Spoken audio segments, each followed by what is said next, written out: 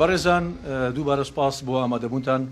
خۆشحاڵین لە گفتوگویەکی دیکەدا کۆ دەبینەوە بۆ قسەکردن لە سەر بابەتێکی گرنگ و هەستیاری تایبەت بە دۆخی کورد لە ناوچەکەدا.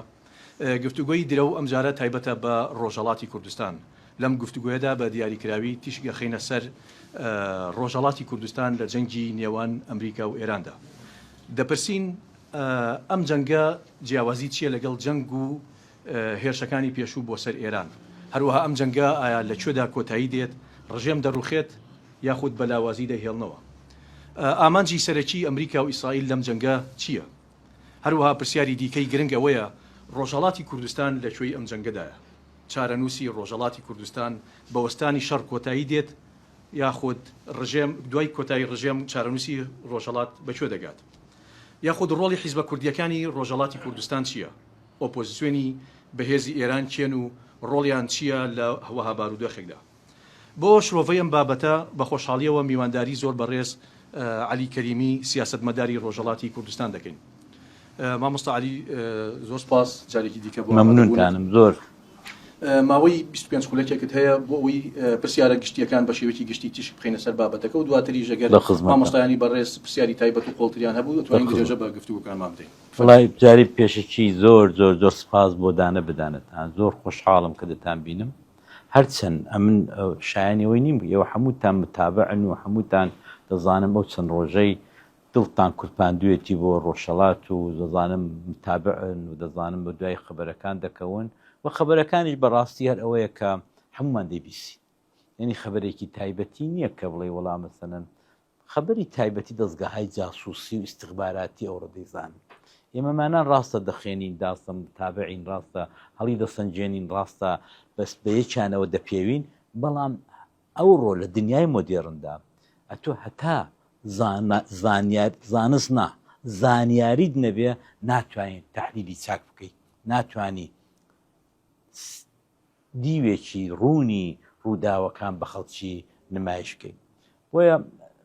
ئێمە فەرقمان نییە. هیچ پێشم خۆشە کە ئێوە بەڕاستی مداخلەیەکی تەواوی ئەو بەحسەی بکەن، چونکە ئەو بەحسەی حەومانە، ئەو قەزەیە کە قەوماوەی حەومانە و هەمووشمان تێدا بەشدارین. باشترین شت ئەوەیە کە من ئەوەندەی کە ئاشنام لەبیرم مابێ، دیارە من 47 ساڵە ڕۆژهەڵاتم نەدیوە، بەڵام بێتر متابع بوومە و ماوەی تەسویرێک و نمایەکی ڕۆژهەڵاتتان جارێ پێ بڵم بزانم ڕۆژهەڵات چێ لەسەر پێشنیاری مامۆستا محەممەدی.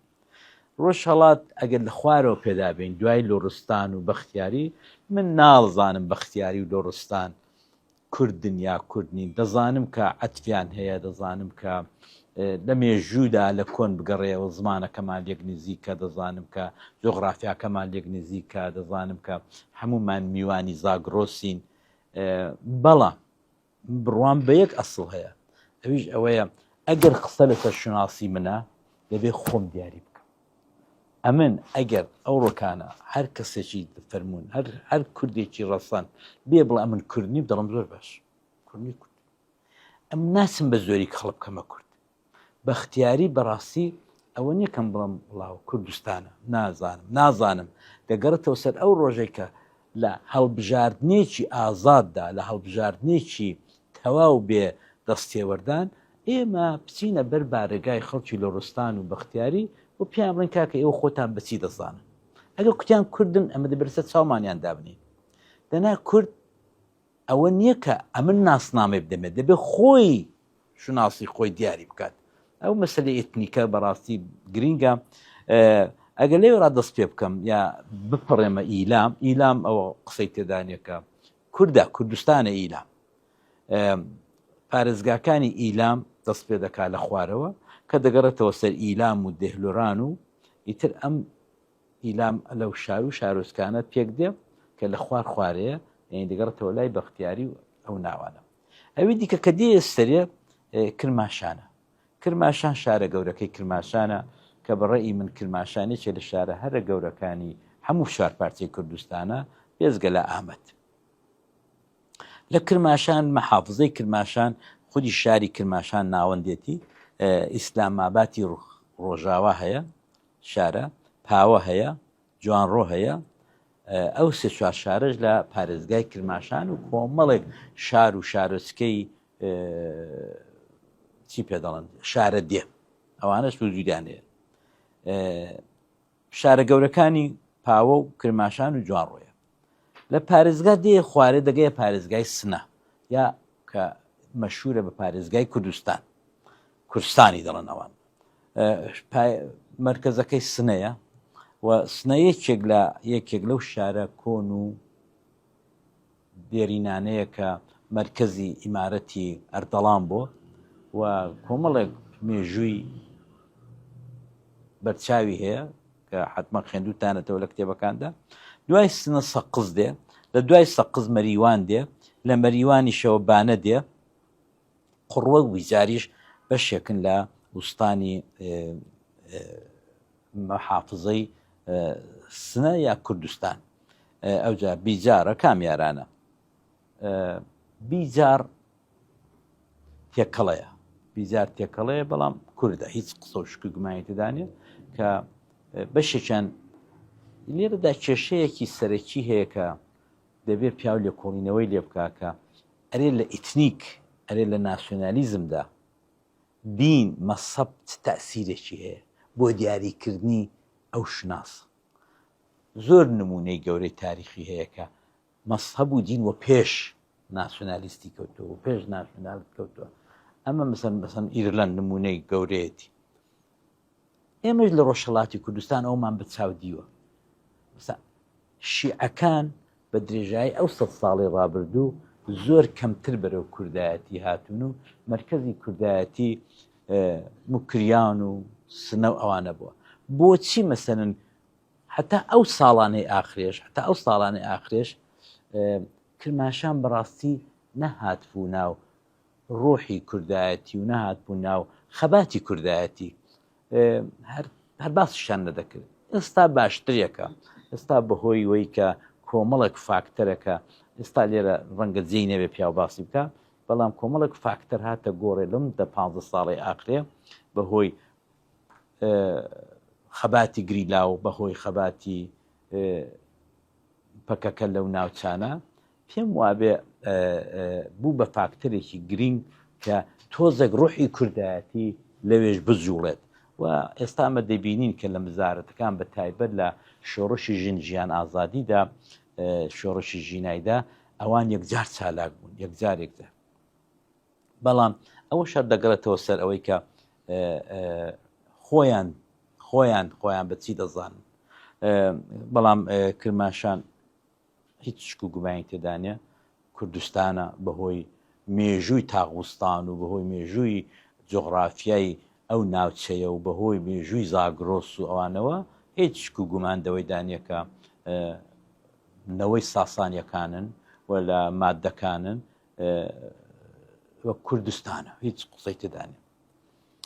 ئەوی دیکە دەگەڕێتەوە سەر بەداخەوە ئەوە ڕزاشا ئەوەی کرد ناوچەی موکریانی کردە ئازەربایجان. هەرچەندە من وشەی ئازەربایجانم پێ کوردیە ئەوە لەوەی گەڕێن کە ئەوانە، بەڵام ئازەربایجان بوو بە مرکزی تورکەکان و ڕزاشا ئەو تەقسیم بەندەی جۆغرافیای ئێرانی ئاوا دابەش کرد کە بۆکان و مەهاباد و ئەوانە لە کوردستان ببڕێت. بریا ئێمە شەر بەشێک باین لە مەحافزەی کوردستان یا دوو مەحافزەی کوردستانی دروست کردبایە، نەک ئەو ناوەی لەسەر نابین و بشمانێ و نەشمانەوە. لە ئازەربایجانی غەربی، ئازەربایجانی ڕۆژاوا نەتەوەی تورکی تێدایە، نەتەوەی قەرەباغی تێدایە، نەتەوە نینەوانە، بەڵام تورک نەتەوەیە. چۆن ئەوانەی لەگەڵ شەریک کردین و چەندین شاری تێدایە و شارەکان وەکو گەورەترین شار لەباری مێژووی و سیاسیەوە، نە لەباری حەجمەوە، چونکە زۆر شار لە دنیادا هەیە لەباری سیاسیەوە حەجمێکی زۆر گەورەیان هەیە، بەڵام بۆ خۆیان بچووکن. مەهاباد گەشەیەکی ئەو تۆی نەکردو لەباری عەشیمەت و جۆغرافیا ئەوانەوە، بەڵام بمانەوە نەمانەوە یەکێک لە هەرە شارە گرینگەکانی ڕۆژهەڵاتی کوردستانە بەهۆی کۆمەڵە قەزیەوە کە لە ڕابردوودا ڕوویداوە، لە ڕابردوویەکی نەتەندا نە زۆر دووریش 100 ساڵەوەی پێشەوە. مەسەلەن مەهاباد شانازیەوە هەیە کە کۆمەڵی ژێکافی تێدا دامەزراوە، کۆمەڵی ژێکاو زۆر پێش حیزبی دموکرات دامەزراوە. کۆمەڵی ژێکاو بۆ یەکەم جار لە ناو هەر چوار پارچەی کوردستان وتاری ڕاستەقینەی حاجی قادری کۆیی و ئەوانەی هێنا کردە بەرنامەی خۆی و کوردستانی بە یەک کوردستان ناوبرد، تەنانەت لە بەشێکی وەکو باشوور ئەوەی هەبوو، شاخەی هەبوو. مەسەلەن یەکی وەکو مامۆستا ئیبراهیم محمەد دەڵێ هەمیشە و دایمدە تا ئەو ئاخرانە دەڵێ ئەمن بەرپرسی ژێکاو بووم لە باشوور. لەو زاویەوە لەو دیدەیەوە ئێمە دەبێ ئەهەمیەتێکی گەورەی پێدەڵێن، نەرچی پێدەڵێن بۆ خێربی بۆ مەهاباد قایل بین، چونکە دنیا بۆی قایلە، بەدەست من نییە بەڕاستی. ینی بمانوێ نەمانوێت کە کوتیان کوردستان یەکەم شت کە دێت بەهۆی کۆمەڵی ژێکاو و بەهۆی دواتر گرنگتر ئەویش بەهۆی قازی محەممەد و یەکەم تەشکیلی کۆماری کوردی لە مەهاباد ئەوە بوو جێگایەکی تایبەتی داوە بە مەهاباد کە ئێمە ئێستاشی لەگەڵ بێ دەناو ڕۆژنامەنووسان دەناو سیاسەتمەداراندا کە دەڵێی کوردستان حتمەن بەبێ ناوی قازی محەممەد و بەبێ ناوی کۆماری کوردستان لە 1946 دەرباز نابێت و ئەو بەڕاستیش گرنگ بوو. ینی ئەو ڕۆژانە شتێکی برادێکی دیت لێرە نێوڕۆکانە کە دەڵێ بریە ئەو 11 مانگەی کۆمار بە 1000 ساڵ بە 100 ساڵی کۆیلێتی نەگۆڕینەوە. ئەمە قسێکی خۆشە. مەهاباد لەو ڕوانگەیەوە جێگایەکی تایبەتی خۆی هەیە، دەنا لەباری حەزمەوە، لەباری عەشیمەتەوە. ئێستا بۆکان لە مەهاباد گەورەتر بۆکانە من لە بیرمە ساڵانی 60 نانە بەخشێک بەخش بوو، مەهاباد شار بوو بەڵام بۆکان بەخشی مەهاباد بوو، بەخشیانی شارۆچکەی مەهاباد بوو. بەڵام ئێستا ماشەڵڵا بۆکان بەهۆی ئەوەی کە زۆر هجوومی لادێ بۆ ناو شارەکان و ئەو ناوچەی بۆکانیش پڕە لە دێ و پڕە لە ئاغاوەت و پڕە لە کوڕە ئاغا دێن دەوێ دەخێن و ماڵ دەگرن و ئەوانە. حەقیقەت ئەوەیە کە بۆکان لە مەهاباد لە باری عەشیمەتەوە دەڵێن گەورەترە. ئەوە نەقڵێکی خۆشە بابی جەرمۆ باوەی کە ماندوو نەبین. برادێکمانە بۆ ڕۆژانە ئەمری خوای کرد، دۆستی نزیکی هەموو باشوور بوو، ناوی مەلا عومەری عەسری بوو، خەسووی هات بوو بۆ سوید. پێویست بەیان پورێژان خەبەری سابڵاغ و بۆکانە دەڵێ شکور ئەو ڕۆژانە سەرژمێریان کردووە شکور بۆکان نەفەرێک لە مەهاباد زیاترە. ئەمە حقیقەتێکە کە مەهاباد بەهۆی عەشیمەت و جۆغرافیاوە ئەو ئەهەمیەتەی کە لە 100 ساڵی لەوەی پێشەوە لە کۆمەڵی ژێکاوەوە لە ئەو هەست و گوتاری ناسیۆنالیستی لەوێ لەدایک بووە. بمانەوێ نەمانەوێت گوتاری ناسیۆنالیستی لە هەر چوار پارچەی کوردستانەگە حسابی بکەین و لە جیالەوەش بۆ یەکەمین جار لە مەهاباد حیزبی سیاسی مۆدێرن تشکیل بوو. ئەو حیزبەی کە لە ڕووی ڕێکخراوەیی لە ڕووی ئەوەوە شانە و ئەوانەوە ئیتر هاوساری لە دەستی شێخ و مەلا و ئەوە دەرهێنا ئاغاوەت. ینی هێندە نەبوو کە کۆمەڵی ژێکاف تشکیل بوو. شۆڕشی شێخ سەعید و سمکۆی عەلیاروانە تازە ڕوویاندا بوو لە 1970 بۆیە ئەو هات ئەوانەی وەلانە ئەوانەی و پێشوانە کەوتو و کوڕە شارێک کوڕە منداڵێکی کوڕە فەقیرێکی وردە بورژوای شاری بوو بە سەرۆکی کۆمەڵی ژێکاف. ئەمە قۆناغێک بوو لە پەڕینەوە لە شۆڕشی عەشیرەتی و خێڵەکی بۆ شۆڕشی مۆدێرنە کە مۆدێرنە چێ؟ حیزبی سیاسی و سازمانی سیاسی و ڕێکخراوی سیاسی. دوای مەهاباد بۆکان دێ، بۆکانیش مەرکەزی خێڵ و عەشیرەتی مۆحتەدی و ئیلخانی زادەکان بۆ ئێستا شەروایە و یەکێک لە گەورە شارەکانی ڕۆژهەڵاتی ئازەربایجانی ڕۆژاوایە. دواتر خانەیە، خانێ هەر ئێوە پێی دەڵێن پیرانشار، ئەویش شارێکی گرنگی سنوور و مەرزی دێوانی عێراق و ئێران بۆ لە قەدیمەوە و ئەویش جێگایەکی تایبەتی خۆی هەیە بەهۆی ئەو هاتوچۆی کوردی ئێران و کوردی عێراق یان لەباری ژۆپۆلیتیکەوە لەباری جوغرافیاوە لەباری هەموو شتێکەوە خانی ئەهمێتێکی زۆر گەورەی هەیەکەم بۆ خۆم لە شەڕی ئاخرێ و لە شۆڕشی ئاخری لە ساڵی 79 ئێمە لە خانە زۆرمان هاتوچۆ کردووە بۆ عێراقێ بۆ لای برادرانمان لێرە و کۆمەڵێک هاتوچۆ لەوێ هەبووە کە یارمەتی دەربووە بۆ ئەوە یەکێک لە شارەکانی دیکەی ئازەربایجانی غەربی یا ڕۆژاوە سەردەشتیش بەڕێی من شارێکی قەدیمێ شارێکی ئەوەیە ئیتر دواویش هەر دیسانەکانە شنۆ کە شنۆ شارێکی مەرزێ و تەنانەت لە سێ سنووریش دانیزیکە لە تورکیاژ نزیکە و لە باشووریش نزیکە ئیتر ئەم جۆغرافیایە کوتم بە تەسویرێکتان هەبێت لە جۆغرافیای ڕۆژهەڵاتی کوردستان کۆمەڵک شار و شارۆچکەی دیکە شەیە مەسەرەن بەڵام گەورە شارەکان کرماشانە سنەیە ئیلامە سەقزە بۆکانە مەهابادە مەریوانە بانەیە پێرانشارە کامیارانە ئەو شارە گەورانەی کە ئەو لەو محافزانە لەو چوار پێنج محافزێدا دابەش بوون ئەو شارە گەورانە لەوێ هەن ئیتر بابینە سەر باسەکەمان کەویش شەڕی ئەمریکا و ئیسرائیلە لەگەڵ ئێرانێ ئەم شەڕە لە مێژ بوو چاوەڕوان کرابوو بەڕاستی بەڕێی من ئەم پێم خۆشە ئەوم مداخەلە بکەن بەڕاستی شەڕێک بوو کە لە مێژ بوو سم کۆڵیان دەکرد بۆ یەکتری و نەهایەت 2 هەفتە لەوە پێش شەڕەکە بە شێوەیەکی نە سونەتی نەک کلاسیک بەڵکو بە شێوەیەکی وەکو پلەیستەیشن و وەکو سایبەری و وەکووانە دەستی پێکردووە کە ئەوە یەکێک لە پرسیارەکانی کاک محەممەدی ئەوە بوو کە فەرقی ئەم شەڕە لەگەڵ شەڕەکەی دیکە چییە جیاوازێکی یەکجار گەورە هەیە لەگەڵ شەڕی ئەمڕۆ لەگەڵ شەڕی ساڵی چەند بوو کە شەڕێکیان لێ پەیدا بوو ئەو شەڕانە یان مەسەن 4-5 مانگ لەوە پێشکە بە شەڕی 12 ڕۆژە ناسراوە ئەم شەڕی یەکلاکەرەوەی ناوناوە گەورەترین سەرۆکی دنیایە ترامپ هەرچەند ترامپ ئەو ڕۆکانە قسێکی دەکات سپێنە شتێکی دیکە دەکا بە عکسەوەی دەکاوانە ئێمە حسابی زۆر نامێ بۆ بکەین بەڕاستی و ئەمە دەبێت استراتیژی خۆمان دیاری بکەین کە نیمانە شکر بەڵام شەڕەکە جیاوازە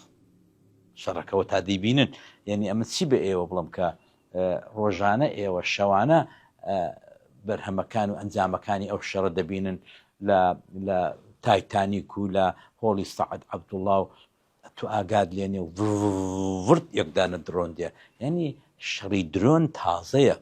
شەڕی سەردەمی شەڕی کلاسیک نییە بەڕاستی بۆیە ئەو حسابە فەرقە جیاوازانە زۆرە و ئەوزار لەباری ئابوووریەوە کاکە ئەو شەڕەت دنیای تێوەرداوە تۆ بزانە سعری دۆلار بۆ چۆ دەڕا سعری نەود بۆ چۆ دەڕا ئەم پێم مابێ یەکێک لە فاکتەرە سەرەکیەکانی ئەو شەڕە ئەو بەربینگەی کە ئیسرائیل و ئەمریکا ئەوە نیە ئەو ڕەواڵەتێک ئێمە دەیبینین پێم وابێ ئەوەیە کە ئەمریکا تەماحکارە نەیشاردوتەوە ئەو پیاوی دۆلارە ئەو پیاوی ئەوەیە کە هەموو دنیا داگیرکە پێشم وابێ ئەو شەڕی بەرژەوەندی ئابوووریەکانە ململانیەکە لەگەڵ دەوڵەتێکی گەورەی وەکو چین لەباری ئابوووریەوە و لەباری سیاسیشەوە لەگەڵ ڕووس ئەوە نییە کە بەڕەواڵەت خەڵک دەزانێکەوە ئێران تۆریستە و بەڵێ تۆریستە هیچ شکو گومانی تێدانێ تۆریستە هیچ شکو گومانی تێدانێ مەلا شەڕی مان و نەمانی کرد تا ئێستاوە دەشیکە چونکە مەلا دەزانێت بۆ یەکەمین جار لە مێژووی دوای عەلیەوە خۆم ناڵەمە عەلیەوە تا شۆڕشی دوای عەلیەوە لە مێژووی دوای عەلیەوە شیعە دەسەڵاتی سیاسی و عەسکەری نەبووە ئەم دەسەڵاتێک کە لە ساڵی 79 شیعە گرتی دەست شتێکە کە نابێت لە دەستی بدا نابێ ئاوە یعنی دەبێت شەڕی مان و نەمانی بۆ بکە و ئەوانی ئەلحەق شەڕی مان و نەمان دەکەن بۆ ئەو دەسەڵاتەکە بمێنێت لە ئێرانێ تا تۆ دەبینی دەسەڵاتی ئیمام خومینی چوو بۆ یەمەن چوو بۆ لوبنان چوو بۆ عێراق ئەو عێراقی کە دوژمنی قەستە سەری ئێرانێ بوون و ئێران عێراق ئێران دوژمنی خەڵتە سەری بوو هیچێک لە پرۆکسیەکانی ئەم چەند ساڵی ئێران بۆ بەدایم یعنی کاک خاسم کە دەهات حاجی پێیان دەکوت حاجی لێرە پێی وابوو دێتە ماڵە خۆی تەسەڕوفاتی من لە شەڕی داعیش ساڵی 2014 کە ئەم بۆ خۆم چوومە کەرکووچێ و لەگەڵ کۆمەڵک پێشمەرگەی کۆمەڵە کاک حاجی بڕوان پێ بکە کەری نێرنەی دەچش لەکەن هەموو سەرکردەکانی خۆمان نابێ ناوی هیچیان بێنم بەڵام کاک حاجی شت بوو لە مەکتەبی سیاسی ئەمری دەکرد وا بکەن وامەکەن لە ئەولێرە بە ئەمری دەکرد ئەمە هیچێک لە ئەنجامی دەسەڵاتی شیعە بوو لە تارانێ کە من بۆ خۆم لە بیرمە لە ساڵی 79 کوتی خومینی کوتی ڕەفسنجانی کوتی ئێمە شۆڕش دەنێرین یعنی وڵاتان داگیر دەکەین کەەوە شیان کرد بەڕاستی بە درێژای ئەو 40 ساڵی تۆ دەبینیەوە تاوت عێراق ئەوەی لوبناان ئەوە سووریا زارە سووریا هەر پایگایەکی گەورە و نوێنەرێکی تەواو ئێرانێ بوو ئەوان حقیقت قسەی خۆیان بردەسەرێ ئەم لێرەدا نامەوێ هیچ گونە حتا قسەیە بکەم کە تۆزێک شکو گومان بێتە سەروەی کە خدای نەخواستە دیفاعێک بێ لە جمهوری ئیسلامی زاڵمە تۆرۆریستە جمهوری ئیسلامی هەر دوور نەڕۆین خوشکی منی کوشتووە باوکی منی لە زیندانێ ڕزاندووە یعنی بۆی نابێ ئەتۆ ڕحمی پێ بکەیت بەڵام ئەوەی بەو معنای نییە کە ئەمن کە لەگەڵ کۆمەڵێک ڕۆشنبیری وەکو ئێوە دانیشتم چاو لە ڕاستیەکان بدووقێنم بۆ چونکە ئەمن پێم خۆش نییە سیاست باسکردن فەرقی زۆرە لەوەی کە ئەمن چم پێ خۆشە و لەوەرکە واقعیەت چۆنە واقعیت ئەوەیەکە ئیسرائیلیش و ئەمریکاش هەڵایان کردو لەوەیدا ئەویش ئەوەیە کە ئێرانیان بەکەم گرت ئێران ئەوەندە کەم نییە کە ئەتۆ دوودانە توقتۆقی بەسەر دابتەقێنی دوودانە درۆنی پێدادەی دوودانە موشەکی پێدادەی ئەو پێیان وابوو نەتەنیاو پێی وابوو کە بە یەکەم حڕەکەت خەڵک کۆمەڵانی خەڵک دێنە سەرحەد تێک واقعیەت هەیە تا ئێستاش هیچ دەوڵەتێک بە شەڕی خارجی نەڕووخاوە شەڕی دەوڵەت ڕێژیم گۆڕینی ڕێژیم چێنج فقط بە کۆمەڵانی خەڵک دەکرێت یعنی دەبێ کۆمەڵانی خەڵک بێنە سەر جادە و بڕۆن یەخەیان بگرن و ئەو جارەکانە بیانیان نەخوارێ لە تەق دەنا ئەتو پێیدادا حتا دەتوانی ئەوە 15 شەوە ئەوە پێدا 12 شەوە پێدا دەدا ناڕوخێبەوەی باوەڕم پێ بکە ئەوجا حیساباتیان غەڵەت بوو حیساباتی ئێرانیان خەڵەت کرد چونکە ئێران وڵاتێکی گەورەیە 95 میلیۆنە لەو 95 میلیۆی تۆ بزانە چەندی بەسیجە چەندی سپای پاسدارانە چەندی ئەرتەشە چەندی مریدە یعنی ئەوەندە ئاسان نییە کە ئەتۆ هەر ئاوە بڵێ وڵا ئەم لێ دەدەمودەم ئەگەر مەگەر ئەوەی کە ئەتۆ بەڕاستی هجوومی عەرز بکەیت ئەگە هجوومی عەرز نەکەی بە قەولی فارس دەڵێ نیرو پیادە نەکەی جا لە جنوبەوە بێت جا لە تورکیاوە بێت ئەوە تورکیا یارمەتی ئێران ناکە عێراق هەر ناوێرە ببزێت بەڵام عێراقی خۆیەتی دەتوانێت داگیری کە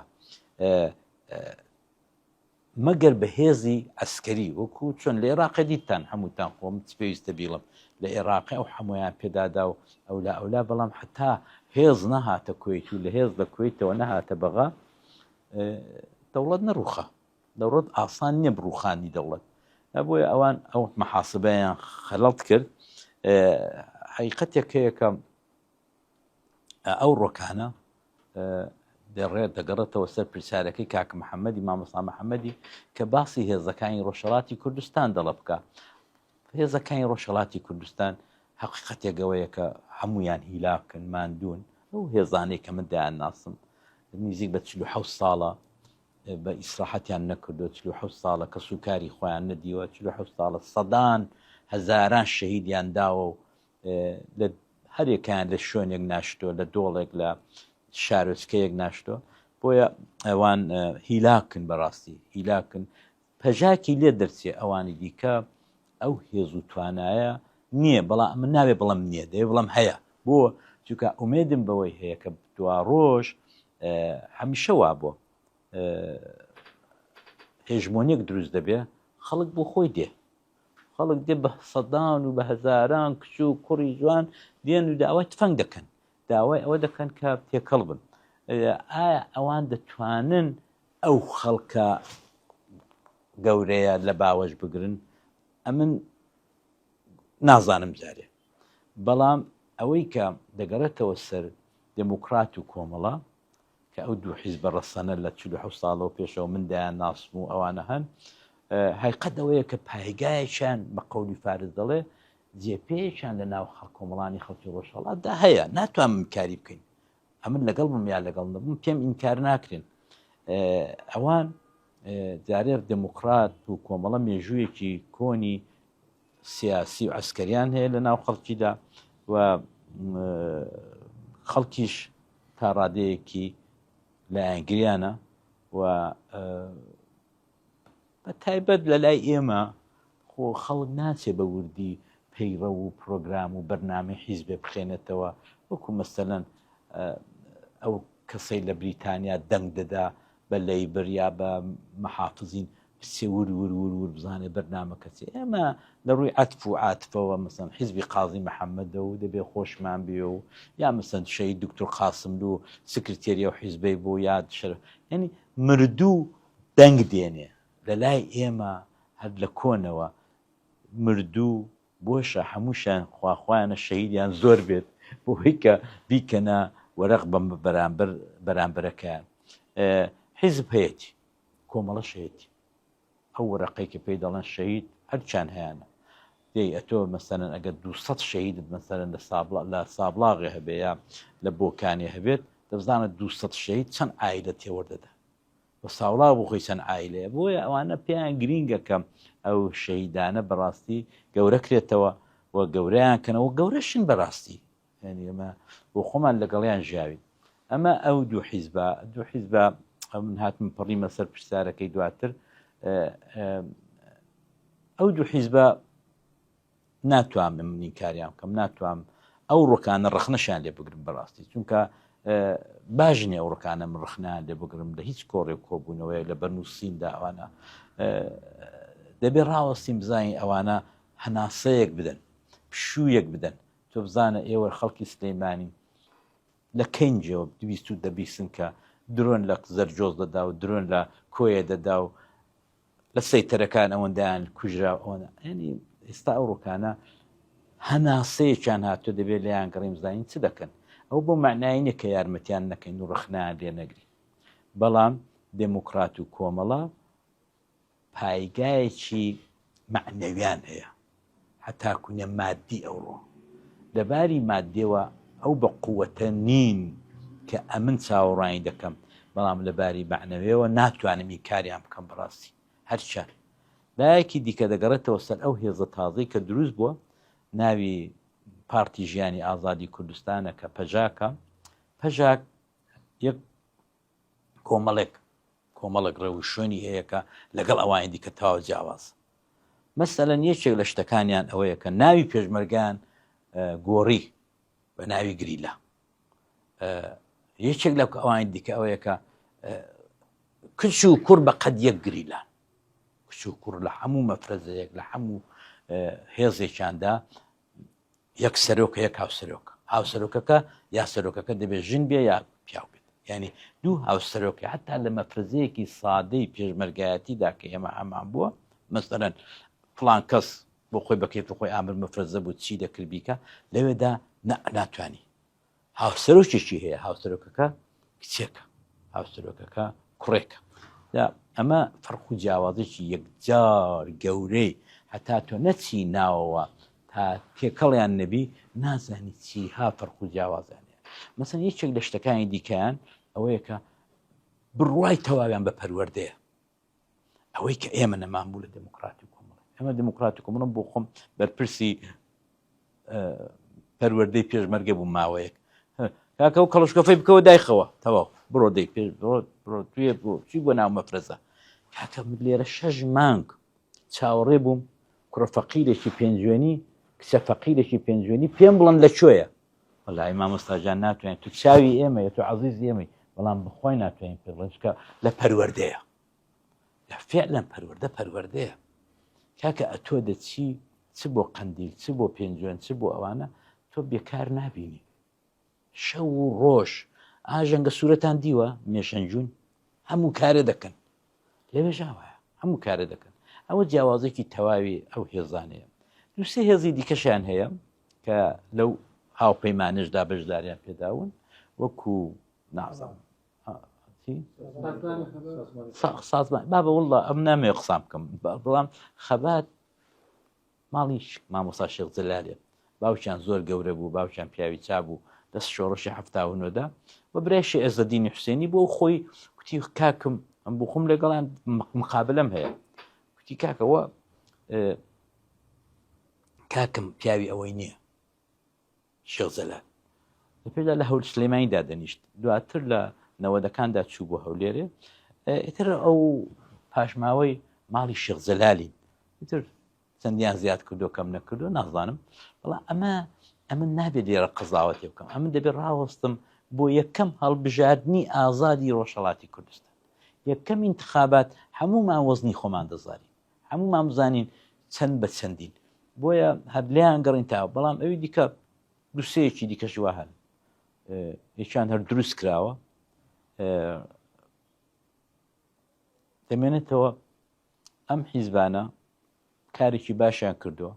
ئەو ڕۆکە میلەت دڵی پێی خۆشە تۆ دەبێت هەمیشەدا ئەمزانین خەڵک چی دەوێت حیزبی سیاسی ینی تۆ چاو لە دم و لەداری خەڵکەی چاو لە ئەفکاری خەڵکی کە بزانێت چی دەوێت ئەمن پێم وابێ میلەت ئەوەی دەویست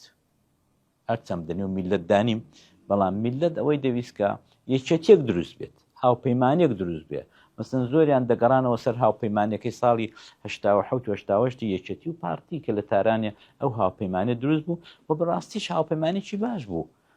دەو سەردەمەدا دوای 2 ساڵان ڕاپەڕین کراوە لە ڕاپەڕیندا ئەو هاوپەیمانێت توانی یارمەتێکی گەورە بدا و قازانزمان لێ کرد هەرچەند هاوپەیمانەکە لە ساڵی 93 شکاو تەواو بوو بەڵام ئەوانە کارێکی باشیان کردو بوو ئەوەی دێگەرێتەوە سەرەوەی کە ئایا ئەوانە هێزی ئەسکەریان هەیە کە بچنەوە ژوورێ ئەمن دەڵێم نا و ئەگەر ئەمریکا بەڕاستی زانی بای کە ئەوانە دەتوانن بە هەمویان بچن شارۆچکەیەک بگرن سەردەشتێ بگرن ڕەبەتێ بگرن هێندە نەیدەکو مەڕۆنە باش ئەمریکا کاکە خۆ خوددانیە تۆ ئەمر بە مەکەم بخۆم دەڕۆمەوە ژوورێ بزانام تۆ دەڵی چی بەڵام حەقیقەت ئەوەیە کە مەلا دڕندەیە ئەوڕۆ ئاخون دڕندەیە میلەتی ئێرانە هەڵ ئەوەی ئینتزارێک کە هەمان بوو ئەو چاوەڕانێک کە هەمان بوو بەدی نەکرا یعنی ئەسڵەن جوابی ئیسرائیل و ئێرانیان نەداوە جەماعەتێک دیاسپۆرای ئوروپایە بوو هاتو هاواریان کرد بەڵام ئەوە is not enough بەشی کافی نەبوو باخەکەی دیکە کە مامۆستا دیسان پرسیاری بۆ ناردووم ئەویش ئۆپۆزیسیۆنە ئەمن بە سەراحەت پێتان بڵم ئۆپۆزیسیۆنی ئێرانە ئەگەر عیبارەت بێت لە مجاهیدین و عیبارەت بێت لە کوڕیشای بەڕاستی هەر نەبن باشتر بەڵام هەن مجاهیدین هێزێکی خۆڵەمێش هێشێکە نازانیم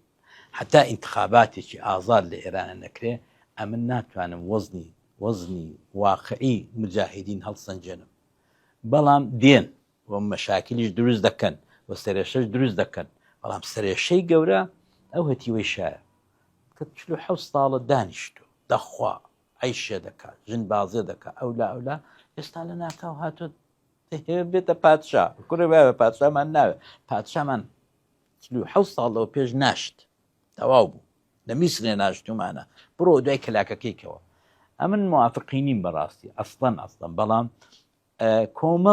کۆمەڵێک خەڵک هەن کە بە تەمای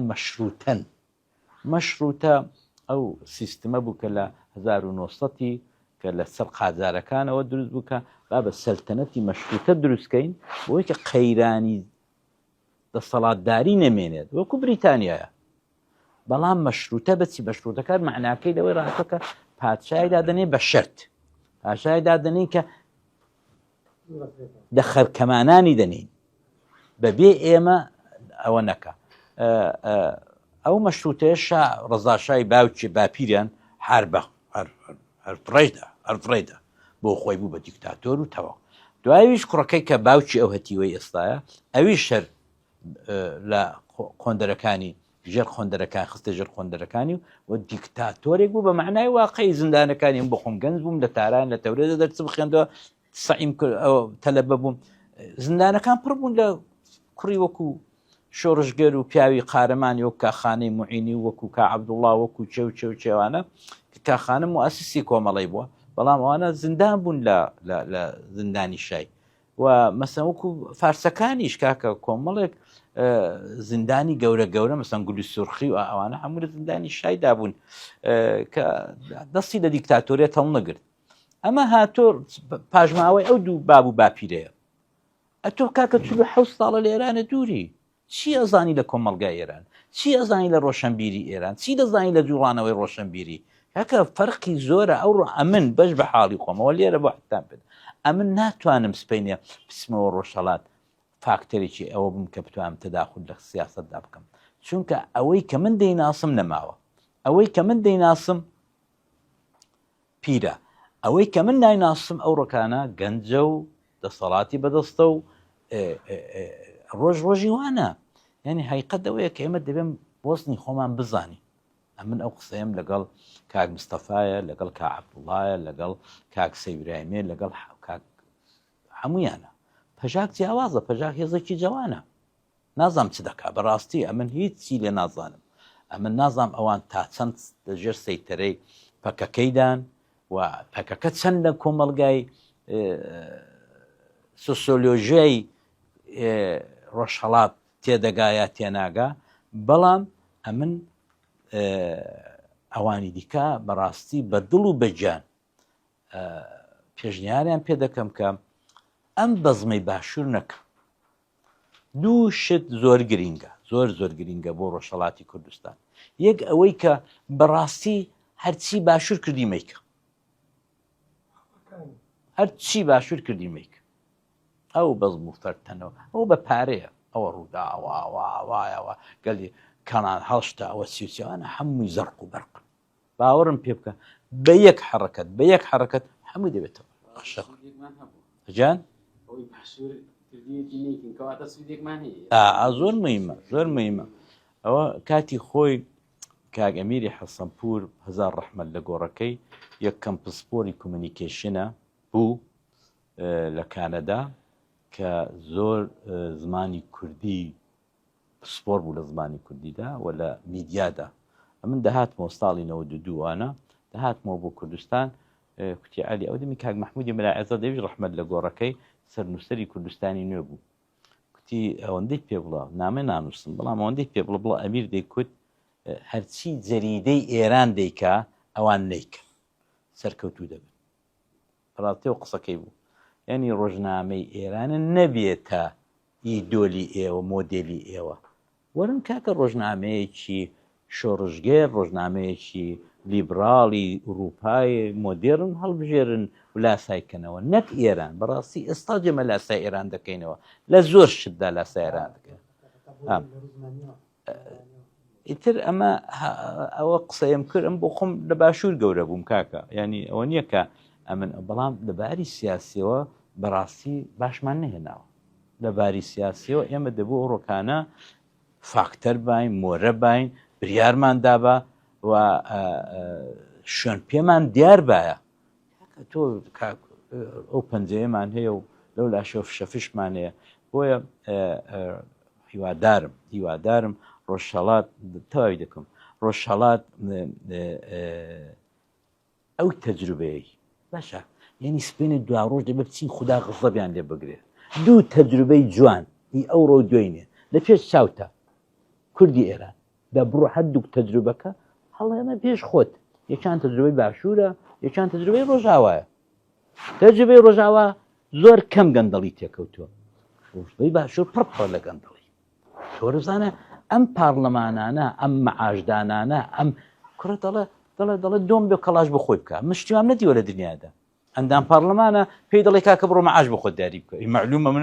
ئەندام پارلەمانم گەورەترین مەعاش بۆ خۆم دیاری دەکەم لەگەڵ تۆم نێ دوکتۆر مۆڕەم لێ مەکە بەڵام بەڕاستی دەستورێک نەهات دەبوو دەستورێک هاتبایە لە ساڵی 92ەوە لە 1993ەوە دەستورێکماندانا بە لەسەر ئەو دەستورەی دیاریمان دەکرد کە پارلەمان چەندی مەعاشە سەرۆکی پارلەمان چۆن دیاری دەکرێت ئەو جار ئێمە ئەوە ساڵێک زیاترە پارلەمان داخراوە کاکە تۆ عیب ناکەی مەعاش وەردەگری عیب ناکەی مەعاش دەدەی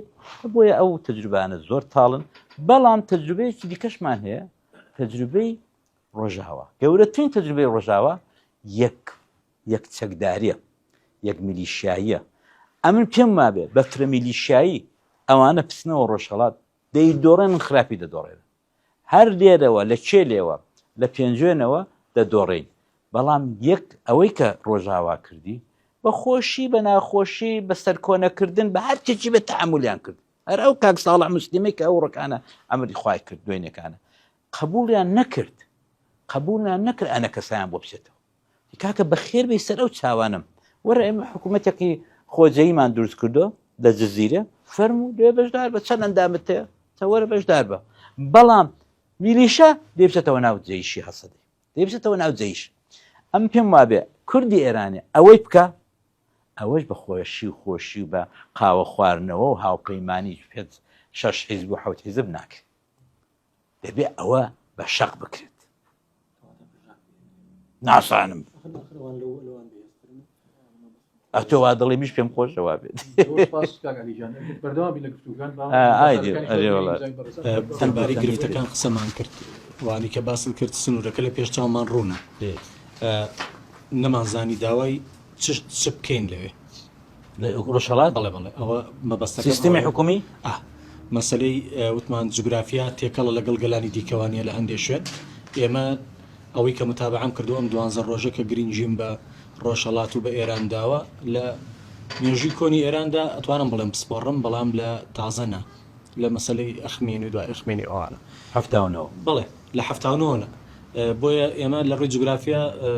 ئەوەی کە ئینم کردو زۆر بە دوای گەڕام 100 بۆ 100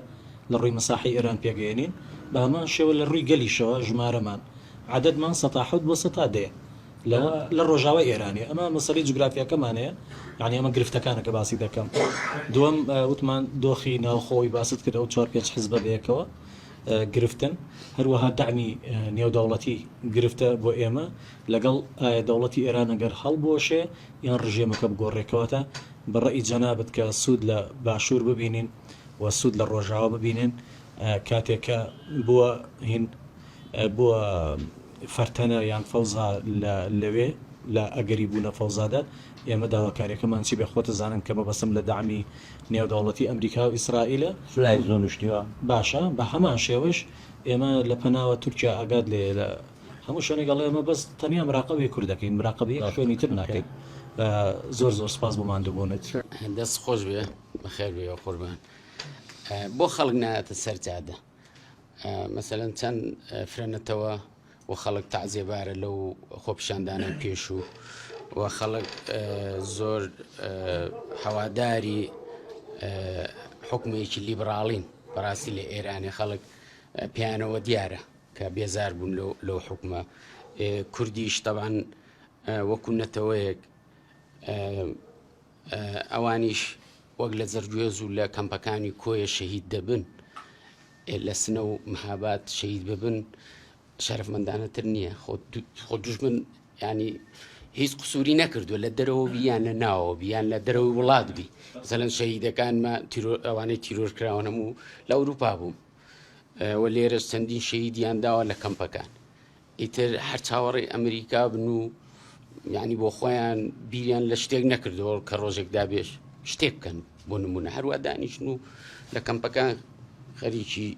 ئەوەی بن کە لە ئەوروپا ئیقامەیەک وەرگرنیان بەجددی ئەوەشی تێدا بۆ زۆر لەو ساڵانەی ئەخیری دەست خۆش بێت دووبارە بەخیراتنەکەمەوە دەستخۆشیشە لە یەکەمەوە دەستخۆشیش لە درەوەکەین بۆ ڕێکخستنی ئەم گۆڕە من ڕاستیەکەی دوو تەوەرەیە بەلای منەوە گرنگە ئێوە وەک خۆتان وەک پەیوەندی و وەکو بڵێن وەکو معلومات بڵێن ئەم هاوپەیمانەیە مازین دروست بووە بەزایە هیچ استراتیژیەتێکیان دروست کردووەمان یعنی بڵێن پێش سێ کۆمەڵێک خاڵ دابنێن بڵێن سبەینێکە لە ڕۆژەڵات چی بکرێت ئایا هیچ بە پێی معلوماتی خۆ وایە و سەرکردانە کە ئەو حیزبانەی کێسا لە هاوپەیمانەکەن هیچ سیاسەتێکی ڕوونیان هەیە یان کۆمەڵی خاڵیان داناوە کە سبەینێ بڕۆنەوە چی بکەن خاڵی دووەمیش لەم یەک دوو ڕۆژە باز دەواکرا کە ئێران دەست پێش خەریەکی کردووە بۆ ڕێککەوتن ئایا ئەگەر مەسەڵەن هەلێکی وا بڕەخسێت کورد بڕوا ڕێککەوتن بکات و ئایا تا چەندە بە پێی معلوماتی خۆ ئەو دەست پێشخەری ئێران ڕاستەکەیان ڕازنی دووبارە زۆر سپاس زۆر سپاس کاگعلی ئەوەی لای من جێی سەرنج و بەڕازی پێم خۆش بوو کە بابەتیانە سەری بابەتەکەت کرد نەگەوەی تەنها لە گۆشە دیگایەکی ناسیۆنالیستی لە گۆشە نیگایەکی تەنها یەک لای وێنەکە ببینین وێنە گەورەکەت پیشان ناین کە باسی ئەو شەڕەکراکەوەکو شەڕی جیهانی چوانە یاخود بەوەی کە ترەمپ چۆنەوە چێخی چات چەند پێ بکەینیان نەیکەین و قوتی ئێران لەلایەکە نادیدەن نەگرت ئەمە گرنگە بەلای منەوە شتی ئەوە ببینی وێنە گەورەکە دوو بابەت هەیە لای من ئەمێ پرسیارکەم لەبەردەم دوو سیناریۆیین یەکەم بە تەبیعەتی ترەمپ و ئەو شەڕی ڕابردوش 12 ڕۆژە ئەگەری ڕاگرتنی شەڕێ ڕەنگە پێشەوەیمە لەم هەوڵە بچینە دەرەوە بڵێ ڕامانگرت وانە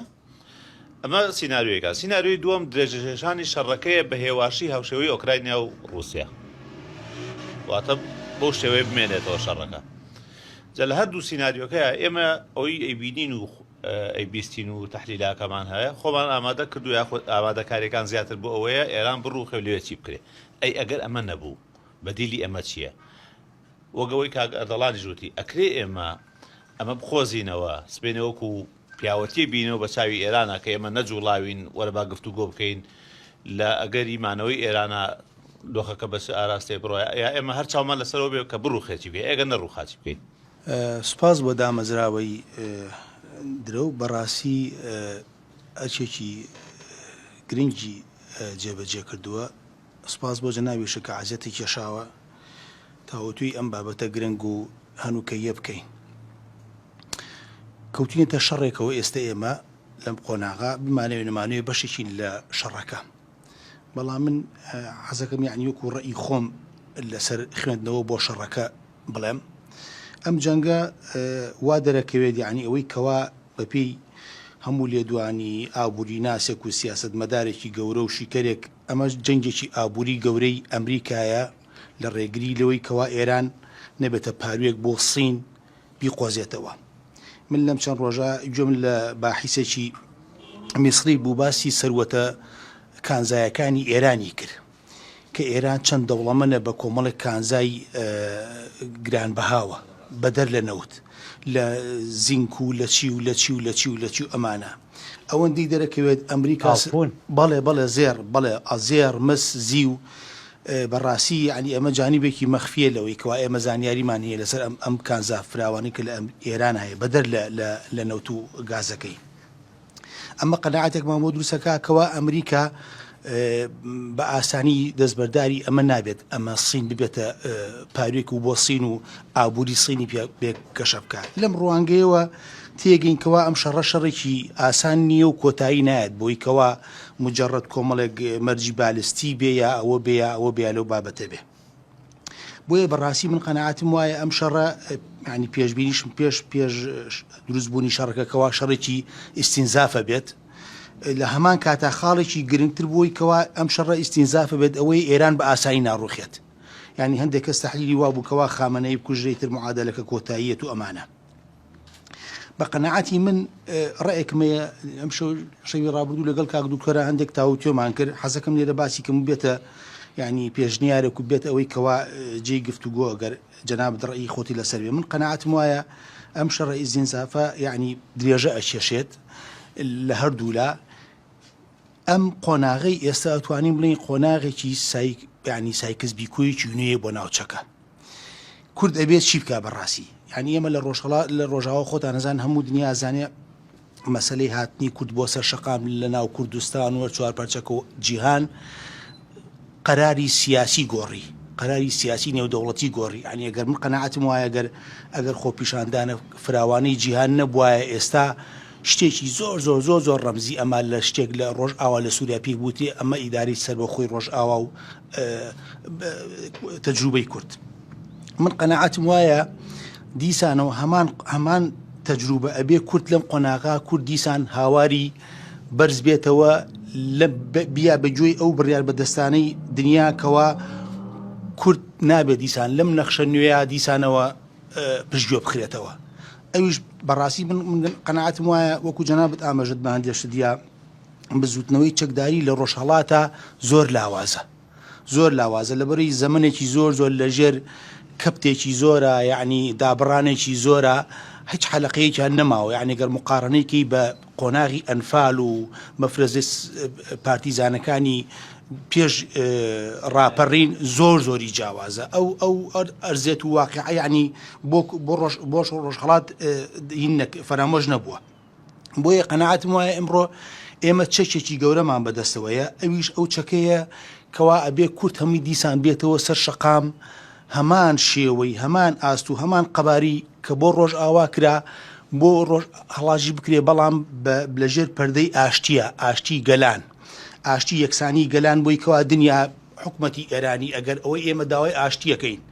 ئەگەر ئاشتی سەری نەگر ئەوە سبەینە شەڕ هەڵگیرسا ئێمە تاوانبار نەبین. یعنی کورد بێ داوای ینی خۆپیشاندانێکی ملیۆنی گەورەی هەما شێوەی قەبارەی ڕۆژاوا بکرێ بۆی کەوا کورد هەم نامە بێ بۆ دەسەڵاتدارانی ئێران، هەم نامە بێ بۆ کاربەدەستانی دنیا کە لە پشتەوە نەخشەدا ڕژەوەی ئەم ناوچەیەن، کەوا نابێ ڕۆژ ئاوا فەرامۆژ بکرێ، نابێ چاوەڕوانی ڕەحمی ئەوە بین ئاخوندە بێ بڵێ کاکە ئەوە قەیناکە کرماشان با چەند مەکتەبێکی کوردی تیابێ، قەینا با فڵان ئەوە بێ، ئەبێ بسەپێت. ئەو سەپاندنەش بەڕاستی بە قەناعەتی من بە هاواری کورد دەکرێت، ئەم جارە بە هاواری کورد دەکرێت کە دنیا بشڵەقێنێتەوە دیسان سەر لە نوێ. خاڵ ئەوە ینی ببورنەوە درێژم پێیا خاڵێکی هین ئەمەیان پرسیارە بۆ جەنابەت کاک عەلیجان، ئایا ئاستی سایکۆلۆژی تاکی کورد لە ڕۆژهەڵات ئامادەیە بۆ ئازادی و سەربەخۆیی کوردستان؟ چکۆ نیمە ئاگامە لێبێ ڕۆژهەڵات تووشی جۆرێک لە شکستی گەورە بوو، یعنی جزوری داکوتاوە لەوێ، وەکو ئێمەنین مەسەرەن لە شەڕی دەستەویە خابوو بین و یا لەگەڵ مەسەرەن باکوور کە لەژێر تەوژمی فکری پەکەکە و ئاپۆچیایە هەموو دەقەیەگەنە سەر شەقام و ئەو هیممەت و غیرەت و ئەوەی لە ڕۆژهەڵات ئەوە نابینین. ئایا تاچی کورد ئەو ڕۆحێتی تیاماوە؟ سوپاس بۆ هەمولایە. سپاس بۆ کاکعالی بۆ دەستگای میدیایی درەوە. بە بڕۆی من ئەگەر سەیری شەڕەکە بکەین ئێمە کە هەڵگیرساوە پەیوەندی بە استراتیژەتی ئایندەی ئەمریکا هەیە لە ڕۆژهەڵاتی ناوەڕاست و ئەمریکاش لە چاوی ئیسرائیلە و سەیری ڕۆژهەڵاتی ناوەڕاستەکە. لەبەرەوە سیاسەتەکانی ئیسرائیل بریتە لە سیاسەتی ئەمریکا لەم ناوچەیە. لەبەرەوە ئێستا ئەوەی کە هەستەکرێ ئەوەیە سەر لە نوێ داڕشتنەوەی ڕۆژهەڵاتێکی ناوەڕاستی نوێ، بەڵام ئەم جاریان لەلایەن ئیسرائیلەوە و بە پشتیوانی ئەمریکا، چونکە ئەوەی کە ئێستا لە ئێرانیانەوێ ئەوەیە کە بنکە ئەتۆمیەکانی نەمێنێ و ساروخە بالیستیەکانی نەمێنێ. لەبەرەوە ئەگەر ئەو دوومەرجەیان تەنانەت ئێستا بۆ شەڕوەستانیش هەرباسی ئەم دوومەرجاکان زۆر بەقوڵی کە ئەم دوومەرجەش ئەمە چییە؟ دوومەرجن مەترسین بۆ سەر ئیسرائیل، بۆی ئیسرائیل ببێتە تەنها هێزێک لە ڕۆژهەڵاتی ناوەڕاست کە کۆنتترۆلی هەموو ئەم ناوچەیە بکات. لە هەمان کاتەش ئەمریکا سوودی ئەمە بەچی ئەبینێ؟ بۆ کۆنتترۆلکردنی سەرچاوەکانی وزە لە ڕۆژهەڵاتی ناوەڕاست و لاوازکردنی ئەو هێزانەش تەنانەت وڵاتانی وەکو کەندا و ئەمانە کە هەن و تەواو کۆنتترۆل بکرێت لەلایەن ئەمریکاوە. و دوجاریش یەکێکیش لە مەرجەکانیەوەی تەنانەت بۆ شەڕوەستان ئەوەیە کە کۆمپانیا ئەمریکیەکان دەست بگرن بەسەر نەوتی ئێرانە وەکو ڤەنزویلا و چۆن نەوتی ڤەنزویلا ئێستا لەلایەن کۆمپانیا ئەمریکاوە کۆنتترۆل کرا و سەیتەرێ بەسراکراوە ئەمە لامانکان نەوتی ئێرانی ژوای لێبێ و نەوتی کەنداویش بە هەمان شێوە ئێستا وای لێ هاتووە یعنی ئێستا هەر بە هەمان جۆرە لەبەرەوە یەکلاکردنەوەی ڕۆژهەڵاتی ناوەڕاست بووە. لێرە پرسیارەکە ئەوەیە ئایا کورد لە چوارچێوەی ئەم ململانێ سیاسیە لەکوێی دۆخەکەیە یعنی لە چییە؟ ئایا ئێستا زۆر کەس دڵی بەوە خۆشە بۆ نمونە ئیسرائیل پشتیوانی لە کورد بکە یان ئەمریکا پشتیوانی لە کورکە ئایا بەڵام لە ڕووی پرۆتۆکۆلیەوە لە ڕووی سیاسیەوە کوا یعنی پرۆژەیەکی ئەمریکا پرۆژەیەکی ئیسرائیل ئێمە ئەزمونێکمان هەیە لەو پێش ئەزمموی ڕۆژئاوامان هەیە لە ئەزمموی ڕۆژئاوا ئێمە بینین کە لە کۆبوونەوەی پاریسە یەکێک لە مەرجەکانی ئەحمە شەرع بۆ یەکێک لە داواکاریەکانی لە ئیسرائیل ئەوە بوو کە ئێمە هێرشەکەی نەسەر هەسەدە بەڵام ئێوە بێدەنگ بن لە بەرامبەری ئەوەی ئێمە سێ شاری سووریا ئەخینەوە ژێر کۆنتترۆلی ئیسرائیل و ڕێکەوتنێکی نوێ لەگەڵ ئیسرائیلا مۆرەگەی دوایی جوولەکەکان و ئیسرائیل بێدەنگ بوونەوەیە لە هەموو ئەو هێرشانەیە بێدەنگ بوون ئەمریکەکان بێدەنگ بوون لەبەرەوە تۆ ئەبێ بۆ ئەم بابەتە هەروە بە عاتفی و بە سادەی نەچیتە ناو دۆخەکەەوە یعنی تۆ سیرکە ترامپیش کاتێکە لە سەرەتاوە دێتە پێشەوە پشتیوانی لە کوردەکە لە هێزە کوردیەکانەکە کە بچنەوە ناو ئێران ئەبینی پاش ماوەیەک پاش هەفتەیەکی پێناچێ 180 دەرەجە بەعکسەوە دێتەوە مەچن و پێویست ناکە و ئێمە نامانەوێ و کەواتە ئەمان مادام شەڕەکە لەسەر بنەمای وزە و کۆمپانیا گەورەکان و ئەم شتانەیە ئایا کوردستانی ڕۆژهەڵات چی قازانجێکی لە ڕووی وزەوە بۆ ئەمریکا هەیە ئەگەر ئەم ناوچەیە پشتیوانی لێ بکە و هێزی بۆ بنێرێ و پارەیەکی زۆری تیا سەرف بکە و هینی بکە لەبەرەوە ئەم ناوچەیە ناوچەیەکی استراتیژی نییە بۆ ئەمریکا نە ناوچەیەکی نەوتیە نە ناوچەیەکی ئابووری بەهێزە نە هیچ لەبەرەوە ئەو لەسەر ئەساسی ئەمە و لەسەر بنەمای ئەمە مامەڵاکە بەدیوەکی ترەوە گەربێنەوە سەر هێزە کوردیەکان کە ئەو هێزانی کە بەڕێزت باست کرد دیموکرات و کۆمەڵە و سازمانی خەبات و نازانممانە یعنی ئەمانە هێزێکە من پێم وایە جۆری لە دنیای تازەی سیاست و کاری حیزبی و شۆڕش و داواکردنی مافی گەلانە یعنی ئەمانە زۆر لە پەراوێزان یعنی لە دنیای ئێستاە کاکە باوی ئەوە نەماوە خەباتی چەکداری و پێشمەرگە و نازانم چی و ئەم شتانە یعنی تۆ زۆربەی هێزە گەورەکانی دنیا نەتەوە گەورەکانی دنیا کە داوای مافەکانیان کردووە ئێستا هێزی چەکداریان نییە ئێستا هێزە چەکدارەکان لە دنیای ئێستاە زۆربەی هێزە تیرۆریستەکانن یعنی تۆ ئەخیر ئێمە ئەزمونمان پارتی کرێکاران بوو کە چەکەکانی دانا و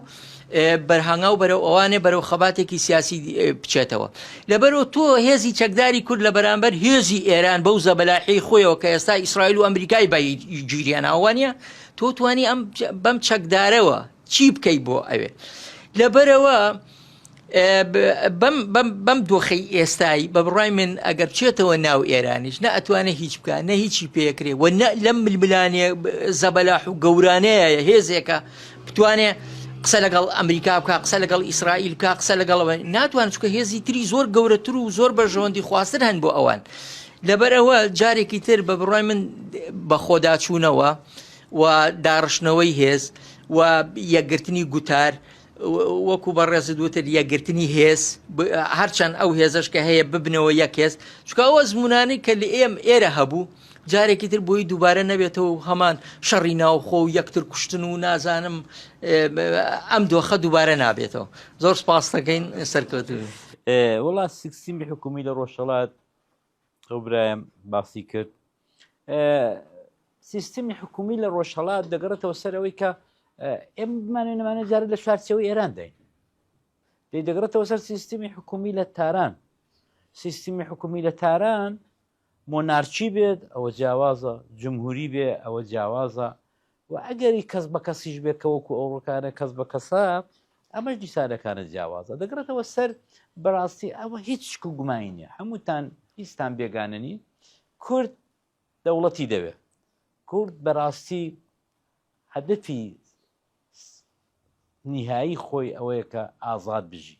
هەدەفی نهایی خۆی ئەوەیە کە وەکو هەموو گەلانی دنیاە شناسنامەیەکی لە تیرفایندا بێت ئەمە نیمانە زارێ ئەو شناسنامە بە عێراقیشەوە نیمانە بەڕاستی ئێستاژە بە پاسپۆرتەکەمان عێراقێ پاسپۆرتی کوردی ما پێ نیمان دا بۆیە ئەوە دەگەڕێتەوە سەر ئەوەی کە ینی زۆرێک لەو پرسیارانە حقیقت ئەوەی بۆ نەتەنیا لێرە لە میدیا و لە دنیای مەجازیشدا زۆربەی ئەو پرسیارانە تەوازونی هێز جوابی دەداتەوە. هێز لە کوێیە ئەو پرسیارانە وڵام دەداتەوە. بۆیە ئەمن پێم وابێ کە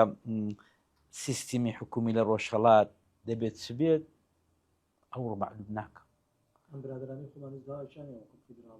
بەڵێ زۆربیان لە ئەساسنامە و مەڕامنامەکەیاندا مەسەلەن فیدراالیە ئەو دیموکراتەوە کۆمەڵێ پەژاک دەڵێ خۆسەری دموکراتیکیش هەر بخۆیان لێ حاڵین من نازان بەڕاستی خۆسەری دموکراتیکیش ئەوەیەکە وڵاتێکی دموکراتیک بێت و هەمووانە تر بۆ خەڵک نایەتە سەرجاددا. یەک شت هەیە کە بەڕاستی ئەوە ئەمڕۆکانە بۆ ئیسرائیل و بۆ ئەمریکاش پرسیارە. ئەوان پێیان وابوو دڵنیا بوو بە تایبەت ئیسرائیل و بە تایبەت بنیامین نەتەنیاهو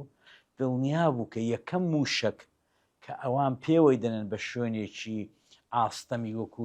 سەدا و سیما یاوانە ئەوەی تر خەڵک بە چەقلە سەما دێتە دەرێ. کاکە ئەمە محاسبەیەکی زۆر هەڵە بوو. ئێمە شەمان بوو ئەو غەڵەتە. ئەو غەڵەتە ئەوەیە کە ئێمە 47 ساڵە لەو 47 ساڵیدا لەباری عیلمیەوە 4 نەوە پێگەیوە. ئەو 4 نەوەی بۆ ئێمە بێگانن. یعنی مناڵێک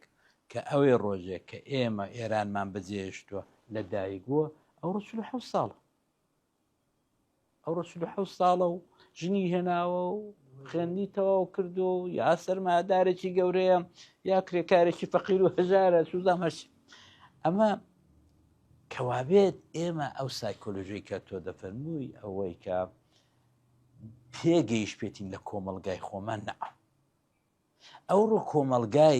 ڕۆ کۆمەلگای ئێران بەڕاستی نوخبەیەکی وەکو عەلی وەردیگەرەکە کە دەوێت داگەورە بوو بێت و بتوانێت هەستا لێکۆڵینەوەیەکی زۆر بابەتی لەسەر تاچی ئێرانی بکە. ئێران عەلی وەردی هەیە؟ ئەمن دەڵم نیتی ئەوەندەی کە متالعی دەکەم ئەوەندەی کە و دوای دەکەوم ئەو بابەتی کە جەنابەت دەفەرمووی تا ئێستا نەمدیوە لە هیچ یەک لەو ڕۆشنبیری BBC و ئیران ئینتەرناشناڵ و AI و ئەوانە نەمدیوە کە مەسەنە لێکۆڵینەوەیکی بابەتی کە مەسا عەلی وەردی لەسەر کۆمەڵگای عێراقی کردو لە ساڵانی 40-50کاندا نەمدیوە. بۆیە ئەمە پرسیارەکەی جەنابتەکە ئێمە جارێ هیچ ناتوانین بڕیارێک بدەین هەتا نەزانین لە تارانێ چه حکومێک دێتە سەرکە. ئەو دەمی لەگەڵا حکومەی چاو لە هێزی خۆمان دەکەین. هێزی خۆمان ئەوەندە بە قووەت وەکو ساڵی 93 و 94 ئێرە کە داوای فدراڵی بکەین و داوای بەشداری لە حکوومەت بکەینەوە دەکی. بەڵام ئەوە دەگەڕێتەوە سەر ئەوی ڕۆژ. هیچ هاوپەیمانێکی استراتیژی دروست بووە. ئەم پێم وابێ سیاسەتی ڕوون هەیە و سپەی چۆنە دەست پێشخەریەکەی ئێران ئەمن زۆرم بڕواپینە. ئەم پێم وابێ ئەو قسەی کە بڵاو بۆ ئێران داوای لە حیزبەکان کردووە خۆگە بیکە زۆر باش. ئەگەر بیکە لە من پرسن دەڵم جارێنە ئەنەئە ڕایگر مەی دۆڕێنن. ئەگەر لە من پرسن کە لێم ناپرسن بەڕاستی ئەگەر لە من پرسن دەڵم کاکە مماتڵە بکەن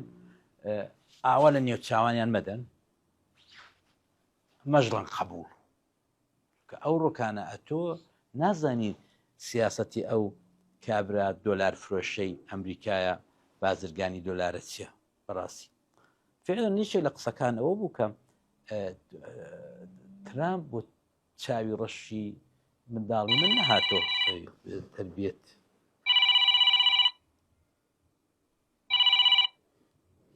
بۆ ئەوە نەهاتۆ ئەو نەیشاردێتەوە. ئەو هاتۆ ئەگەر ڕۆژی ئەوڵەوە خامنەیی کوتپای بابە نەعم سەیدی ئەمن دەمە جەولانی دووەم ئەمن دەمە ئەحمەد شەرع بڕوان پێ بکەنە دەکوژرا نە ئەو شەڕەوەندە درێژێتەوە یەکو وەردانیشە گەوات هەرچی هەیە بابەشی ئەوەی دەوێت ئەحمەد شەرعی خۆ کوتیشی لە یەکێک لە قسەکانیدا ئێمە کەسێکم ناوێ کە جواب نەدات کەسێکم دەوێت کە لەژێر سەیتەری خۆم دابێت خۆم دامنا ڕەحمەت لە بابێت ئەوم لەبیر چی بوو خۆم دامناوە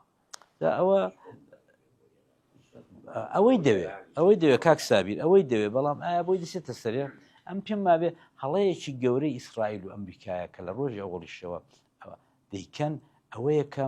تێنەگەیشتون لە کۆمەڵگای ئێران تێنەگەیشتون لە هێزی ئێران کاکە تۆ بزانە ئەم شەڕە گەورە سەرۆکەکەیان کوژرا ڕاهبەرەکان ڕاهبەری دینیان کوژراوە بەڵام خەڵک کاتە سەرجادە دیسە دەبێت ئەم حیسابانە بکرابایە کە ئیسرائیل نەیکرد و ئیسرائیل ئەمریکاشی بەلا ڕێدا بردووە توش کردووە بەڕاستی بۆیە هاوپەیمانی استراتیژی وڵانی دروست نەبوو هاوپەیمانێکی استراتیژی کە مەسەنە بڵێ لەگەڵ دوو دەوڵەتی دەرەوە یاوەکو کاتی خۆی لە ANC ئەوانە یەکێتی و پارتی لەگەڵ ئۆپۆزیسیۆنی عێراقی کردیان و هەر ئۆپۆزیسیۆنی عێراق مامدەلار دروستی کرد بەخوا من لە لەندەنێ بووم ساڵینەوە کاک سەرداریش لێ بوو هەر دروستی کرد بۆ خۆی دروستی کرد مقڕێکی گەورەی دانابوو ئەوی دێنا ئەوی دەبێت دروستی کرد ئەحمەد چەلەبی بوو نازام چی دیکە بوو جەعفەری بوو چێچە نە ئەمە ئەومان نەکردو ئەو لۆبێی کە جەنابەت دەفەرمووی بۆ ڕۆژهەڵاتی کوردستان تا ئێستا لەدایک نەبووە بەڵام یەک شتان لەبیر بێ لە قسەکانی زۆربەتاندا ئەویش ئەوە بوو کە ئەوە یەکەم یەک فاکتەری گرینگکەیە ئەوڕۆ ئەویش دیاسپۆرای کووردە دیاسپۆرای کورد ئەوڕۆکانە وەک ساڵانی هەفتا و پێنج و سەردەبی ئاش بە ئەوە نییە دیاسپۆرایکی بە قووەتمان هەیە دیاسپۆرای کورد کە لە لەندەنە دێتە سەرجادەی عەرز دەلەرزێنێت دیاسپۆرای کورد کە لە گرتنی عەبدوڵڵا ئۆجەلاندا هاتە سەرجادە عەرزی لەرزاند کاکەم بە چاوی خۆم 10,000 کەسم لە پایتەختێکی پشوکی وەکو سوید دیوە کە هاتوون بۆ پشتیوانیە ئەو فاکتەرە بەڕێی من تا ئێستا سەرکردەی کورد لە پێشچاوی نەگرتووە بەڵام دەبێت لە پێشچاو بگیرێت زۆر کار بە سەرکردەی کورد بە حیزبی دموکرات بە کۆمەڵی بە پەژاکی ناکرێ بەڵام دیاسپۆرای کورد دەیکە ئەمە زۆر گرینگە ئەوە جەنابەت دوو سناریۆت باسکردوەنیە دوو سناریۆ فعلەن ئەوە یەکێک لە پرسیارە هەرە سەرچەکانە سناریۆکانیش دروست یا ئەوەی کە شەڕ دەوەستێ و حکوومەت دەڕوخێ کەم پێم وانە یا ئەوەی کە درێژە دەچێشێت درێژاکەی درێژدانەکەی درێژە کێشانی ماڵوێرانیە بەڕاستی ئێمە بە هەمومان بە ئیسرائیل و بە کورد و بە هەمومان دەبێت هەوڵ بدەین قیام دروست بێت قیام ڕاپەڕین دەبێت ڕاپەڕین دروست بێت ڕاپەڕین تەنیا عیلاجێکە کە هەم تۆزێک لە دمی ئیسرائیل و ئەمریکایە بدەین هەمیش خۆمان کێشەکەمان یەکلاکەینەوە کێشەی ئێمە لە ئێرانێ بە قیامی سەرتاسەری یەکلا دەبێتەوە بە ڕاپەڕینێکی ئەوەی کە کاکە خۆیەوە 91تان لەبیر نەچێتەوە 91 چێ یەکلای کردەوە ڕاپەڕینی بەسرە و بە ڕاپەڕینی سلەیمانی و ڕاپەڕینەکان یەکلایان کردەوە ئەوجا ڕاپەڕینی کە لە سلەیمانی کرایە لە بەسرەی کرا ئەوجا تەشەنەی کرد هەولێر گیرا کەرکووک گیرا ئەم ڕاپەڕینە یەکجار گرینگە کە ئێمە تا ئێستا کوونێ بۆی ئامادەنی ئیسرائیلیش نەیکرد لە زیاتی ئەوەی کە ئەو هەموو موشەکەمان پێدادا لە زیاتەوەی کە بێنێ هەولێک بدا لە ڕووی ئەیجنتەکانیەوە لە ڕووی دەستگاهای جاسووسیەوە لە ڕووی نوخبەی کوردەوە لە ڕووی لۆبیەکانەوە بێت ڕێکخراوەیی کارێ بکا بۆ ئەوەی کە ئەو ڕاپەڕینە دروست بێت ڕاپەڕین بە ڕێکخراو دەکرێت ڕاپەڕین دەبێت ڕێکخراو دەوێت دابێت ئەمن دەزانم شانە نووسۆکانی سرک لە باشوور یەکێتی نیشتیمانی بەڕاستی فاکتەرێکی سەرەکی بوون بۆ 92 فاکتەرێکی سەرەکی بوون بۆ ئەوەی کە ڕاپەڕین لە سلەیمانی بکرێت و ڕاپەڕین دوایەکانە بجۆزرێتەوە بۆ لە ڕانی ڕابجۆزرێتەوە بۆ سلەیمانی لە سلێمانی ڕا بۆ هەولێر و بۆ کەرکووک ئێمە ئەوەمان نێجارێ ئەوە دوو سناریۆیە فعلن زۆر دروستت دابش کردو زۆر ئەویش ئەوەیە کە ئەگەر شەڕ بوەستێت دوو حاڵەت هەیە کورد لە چ قۆناغێکدا و ئەو دەمە بەڕێی من احتمالی هەیە حکوومەت داوای مفاوزەت ئێستاوە دیعای فەیسبووک کوشتی وایە ئەمن نەمبیستۆ ئەمن لە حیزبەکانیش جاجا تەلەفۆنیان بۆ دەکەم و ماڵ منداڵیان دەپرسمەرێت چۆنی بەڵام ئەمن نەمبیستۆ کە حکوومەت دوێنێ و پێرێ ئەوەی ناربێت دەسانم پزیشکیان قسێکی زۆر ئەوەی کرد زۆر سەڕاستی کرد وتی ئەو ڕۆ ئاتەش بە اختیارە ڕاهبەر نەماوە فەرماندە نەماوە سپای پاسداران هەر بۆ خۆی چۆخایەکە هەر فەرماندەیەک بۆ خۆی چۆخایەکە ئەو لێرە قسەی دەکردی و تازە بە لە جیرانەکانمان نادەین لەو دەوڵەتان نادەین ئێستا قسەکەی دانەخرابوو لێیاندا لە قەتەریاندا ئێستا قسەکەی دانەخرابوو لە عێراقیدا دا ئەوەیە کە هەر کەس حسابیشی بۆ ناکە دقیقەن ئەوەیە کە دای بە محافزەکان بەڵام درۆیەوە ئەوە هەر درۆیە چ دەکات محافزە چ دەکات ئەم محافزەی مەسەن سنە یا کوردستان یا زەنجان یا تاران ئەوەی نەی بێدەسەڵاتە ئەو ڕۆ دەسەڵات لە ئێرانێ نابێت چاو بنووقێنین دەسەڵات هەیە لە ئێرانە سوپای پاسدارانە و هەر سوپای پاسدارانیش بە مردووی بە نیوەجیانی مشتەبای کردەسەر خۆ نخبەی ئێرانە نەهاتن کۆ بنەوە لە مەجلیسێ بڵێن وڵا با ڕابەردی یا لە مەجلیسی خوبرەکان بێن ڕابەردیاری بکەن نەخێر لە ژوورێکی تاریکدا سوپای پاسداران دیاری کرد پێخەبابە ئەوە کەلاکە خۆ ناتوانێت قسام بکە ئەیە تۆ چۆن ڕاهبەرێک دیاری دەکەی دوای دیاریکردنەکەی لا ئەقل لە 3 دقیقە قسە بۆ میلەت بکە دیتان قسەی بۆ میلەت بکە نەکرا قسە بۆ میلەت نەکرا بۆ چووکە توانای نییە بریندارە قاچێکی بریندارە دەستێکی بریندارە بەوچی باش بووە دەستێکی بریندار بوو بەڵام ئەوی لە قاچێک و دەستێکی بریندارە ئەمە یەکەم کەس بە کەسە ئەم پێم وایە پزیشکیان لەوەیدا کە پیاوێکی سادقانە قسەی کرد وەکوتی ئاتش بە اختیار ئاتش بە اختیارنی هەر کەس بەکەی بخۆی هەر کەس بەکەی بخۆی بڕە لێدا ئەوە ئێستا سوپای پاسداران ئەو کارەی دەکەن یعنی ئەوە نییە کە بڵێ وەڵام مەرکەزیەتێکەیە و لەسەر ئەو مەرکزیێتە بریار دەڕوا کاکە ئەو شوکانە لە هۆڵی سەعید عەبدوڵڵا بدەن نانە کابرایەکی مقدەمە نازانم ئەسکەرە ملازمە چێ لە سوپای پاسداران سپاس ڕاستەکەی من ئیشارە بە بابەتیش خۆم دەکەم پێش تقریبا 5 ساڵ نووسیم لە ڕۆژنامەی عەرەبیش بەڵام کردەوە بە ناوی سێگۆشەی کێشە سێگۆشەی سران لە شەرقی ئەوسەد جا گەلی کوردستانی کەوتۆتە ناو ئەو سێ سراع گەورەوە سراعی عوسمانی و سونە و ئیخوانی سراعی شیعە و شیعەگەری سراعی ئیسرائیل و زایۆنی هەرێکێ لەو سێ هێزانە ئیدعای بەغانخوازیان هەیە لە ڕووی جوگرافی و لە ڕووی ئابووری لەسەر ئێسای ملەتانی تر و ئێمە بمانەوێ و نەمانەوێ کەوتونەتە ناو ئەو سراعی لە مەرکەزەکەیدان بەڵام ئێمە بڕیاردەنی و هەر لایەنێکیش بۆ ئەوەی لەو سراع سەرکەوێت پەنا بۆ کوردەبا و بەکاری بێنەوە ئەدەڵاتێک کە ئەسەد ڕۆخا من بابەتێکم نووسێمان لە ڕۆژنامەی عەرەبی بڵام کردەوە ئەوەی عەبدولباری ئەنتوان کە تورکیا زۆر بەخۆی دەنازی کە ئیتر سووریا بۆتە بەشێک لێ بەڵام من بجوام داوە هەرزوو مەقالەکەش ماوتم تورکیا بەکار هاتووە ئیتر بۆ نییە بڕیاردا لە سووریا چی دەبێت بۆ کوردستانی ئێرانش بۆ کە کوردی کەمەوە بەڕاستی ئێستا و سراعی کە هەیە لەسەر مستەوەی ئەقلیمی مکوتم ئەو سراعی ئێستا سراعی جوولەکە لەگەڵ ئێرانەیە مستەقیم و گەرمە لەوانەیە دواو لەگەڵ تورکیاش هەیە بێت تا ئێستا ئێمە وەکو هێزێک پرسم پێ نەکراوە بەشدارنین لە بڕیاردان بۆیە هەر محاولەیە کە بکرێت ئێمە بەکاردێنن و بەڕای من سپێنی ئەمریکا پێویستی بە هێزی کوردی بێت بە زۆر بەکارێندێنی ئەوە نە هەتا یەکێتی پارتیش بە زۆر بەکارێن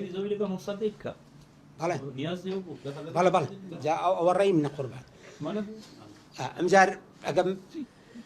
فراوانتری کەینە سەر ئاستی جیهانی مثلا سرای رووسیا و ئیمپریالیزم و نەوت و گاز و ئیلا ئاخری ئەلەوەشدا ئێمە دووبارە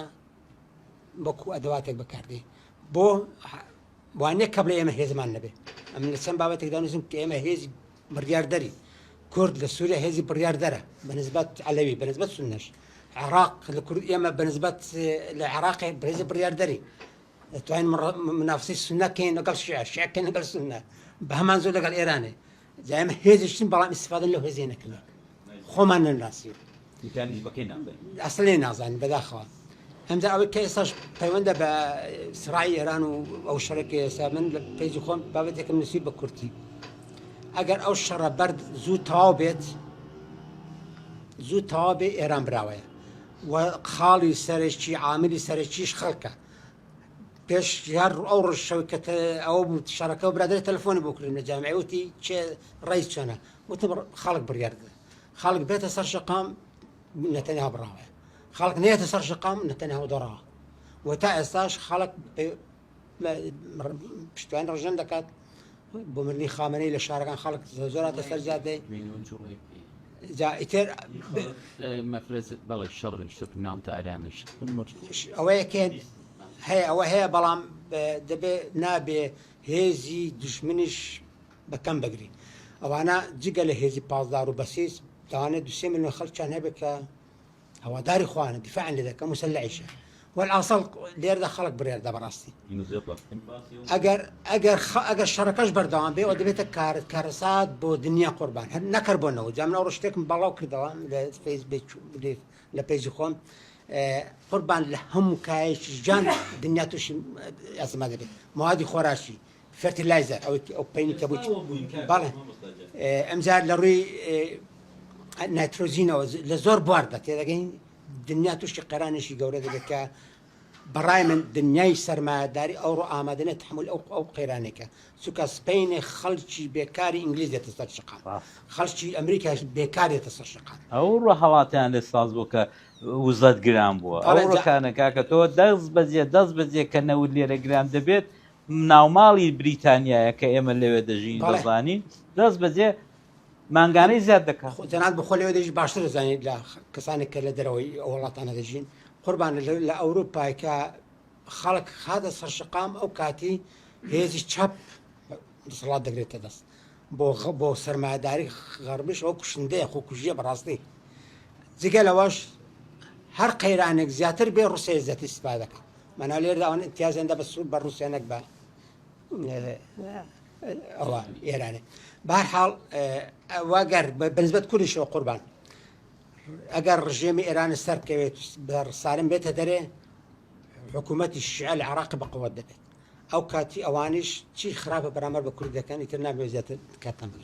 بەخێر هاتووی کاگالیەکەی سەرەتا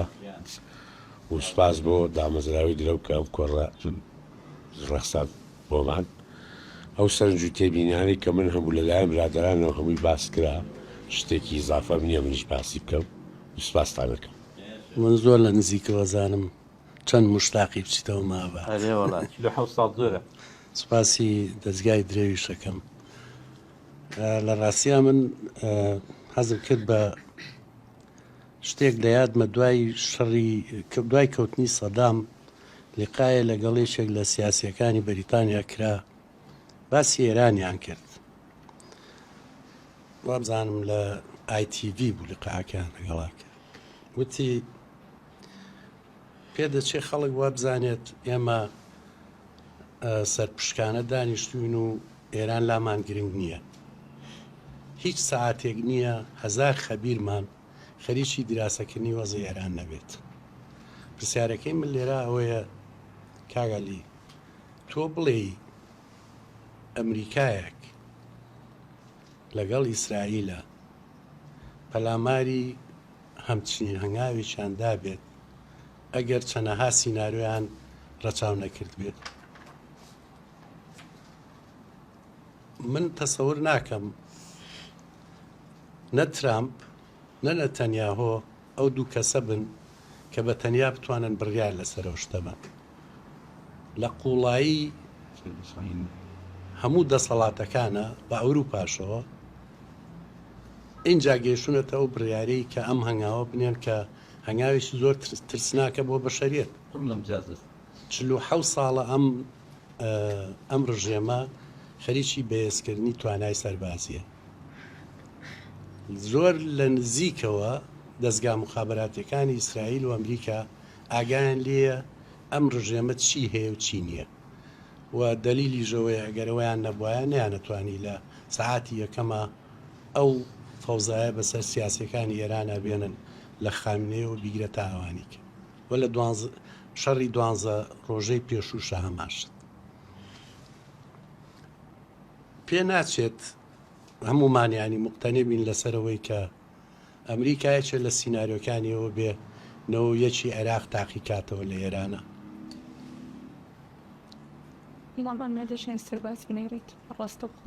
ئەخ لەنەوە یەکان نەیکرد سەربازی نەکرد ئەوە بوو کاگالی جەناوی شارەت بەوە کرد لەنەوە یەکە کە ئێمە لە بەریتانیا بووین جگەل لە حیزبە کوردیەکان کەسی شکەمان نابینی بەڕاستی حیزبی داوە و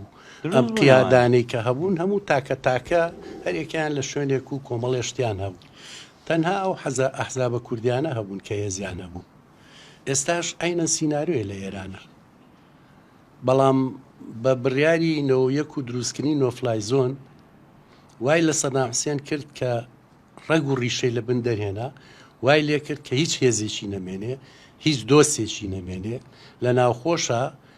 ئاحتیمادەکە بەس لەسەر باکوور نەبێ کە با بڵێن کوردستان بێ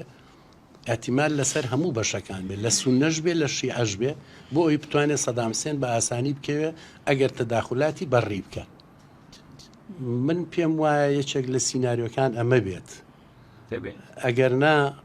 بەڕاستی کەوتنی ئێران بەوەی کە چەند کۆماندۆیەک بچن شوێنێ بگرن ئێرانێکی 95 ملیۆنی بەو مەساحە گەورەیە بەو هەموو هێزی بەسیج و ئیطلاعات و پاسدار و ئەمانە زۆر سەختە هەموو سیاسەکانی ئێماوانەی کاتێ پەیوەندیان پێوەکرابێ پێیان لەسەرەوە داگرتووە کە ئێران وڵاتێکی زۆر قورسە سەختە لە ناوچەکە هیچ جێشێ لەمانەی نییە بەڵام ئێستا ئەگەر دیقەت بێ ئەمریکا یەکێک لەو شتانە توانیوێتی ئێران دا ببڕێت لە هەموو دۆستەکانی کەس دۆستی نییە ئێستا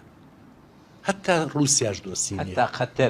سینیش دۆستی نییە چوچێ سین یەکێکە لەوانەی زەرەری گەورەی پێگات لە ڕووی نەوتەوە بەنسبەت رووسیاشەوە رووسیا ئامادەیە وەرەقەیەک بێت کە بتوانێت لە مەسلەی ئۆکرانیا لەگەڵ ئەمریکا بگرێتینێک بۆیە بەڕاستی ینی باشترە زۆر بەقووڵی سەیری ئەم شتە بکرێت بە تایبەتی سیاست مەدارەکانی ڕۆژهەڵات بەس پرسیارێکم لە جەنابەت هەیە باسی ئەوەت کرد کە ئەگەر تاکە حیزبی وەکو لە ڕۆژاوایە بوو تەجروبەیەکی باش بێ ئەبێ چێ بێت لەم حیزبە بتوانێت تاکە حیزبی نەکوت ینی دەسەڵاتێکی میلیشیام باڵێ ئەگەر ناویشی بنێ میلیشیا من پێم باش نییە کوردەکان ناو بێ میلیشیا دوایەوە بەڕاستی لە ڕۆژەڵاتیش لە ڕۆژاوایە کاگالی ئەو وەزعی کە دروست بوو لە ڕۆژاوایە ئەگەر هەسەدە بەرەنگاریەکی نەکردایە ئەو پلانەی کە دانرابوو بە ئاسانی وایانە چوە سەر بەس بۆ پلانەکە گۆڕا سەبەب چی بوو کاکای شارەی بۆ کرد کە ئەو جوڵەی لە دیسپۆرا و لە ناو کوردستانە و پاشان ئەو جوڵە دیبلۆماسیانەی کە سیاسینی کورد کردیان هەرێکیان بەپێی ئیمکانێتی خۆی وای کرد کە ئیجباریان بکات چاوێک بوو شتا بخشێنەوە ئەجینە هەمومان جۆمان لێ بوو کە مەنسبەت شتێک نەبوو باسی کوردی ڕۆژاوە بکرێ ینی قەرار وا بوو هەسەدەش مەجموعەیە شوێنێ بریتێ لە قامیشلی و ئەوێ جینە حەسەکەش کوردی کەمە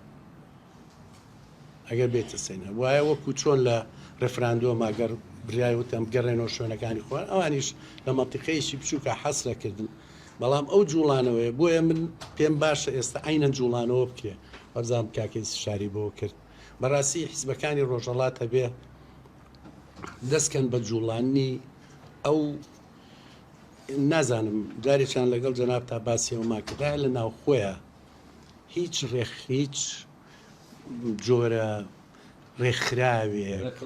ڕێکخستنێک دەستگای ڕۆشنبیری کۆمەڵەیەکی اقتصادی کۆمەڵەیەکی مقاولین کۆمەڵەیەکی ریاضی ئەم شتانە هەیە زۆریش ئەمانە بجوڵێنن بەس کاگو تۆ چار نییە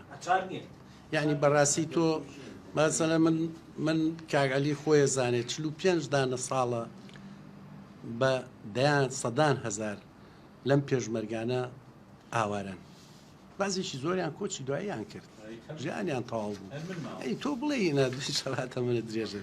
تۆ بڵێ ئەمەنە ئامادەجی نەبێ کە من ناڵێم قوربانیدان قورسە بەڕاستی ژیانی ئینسان گرنگە بەڵام لە هەمان کاتیشتا ناکرێتەوە لەم فرسەتە خۆت مقایسە بکەی بۆی بڵێ هێزێکی وەکو ئەمریکا و ئیسرائیل بێت گەرنتی با بە من اینجا منە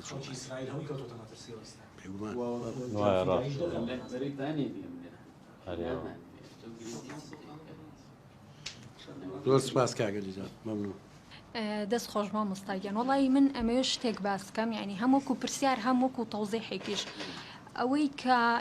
زۆر باسی ئەوە ئەکرێت کە حیزبەکانی ڕۆژهەڵات دیار نییە کە استراتێجیکیان هەبێت.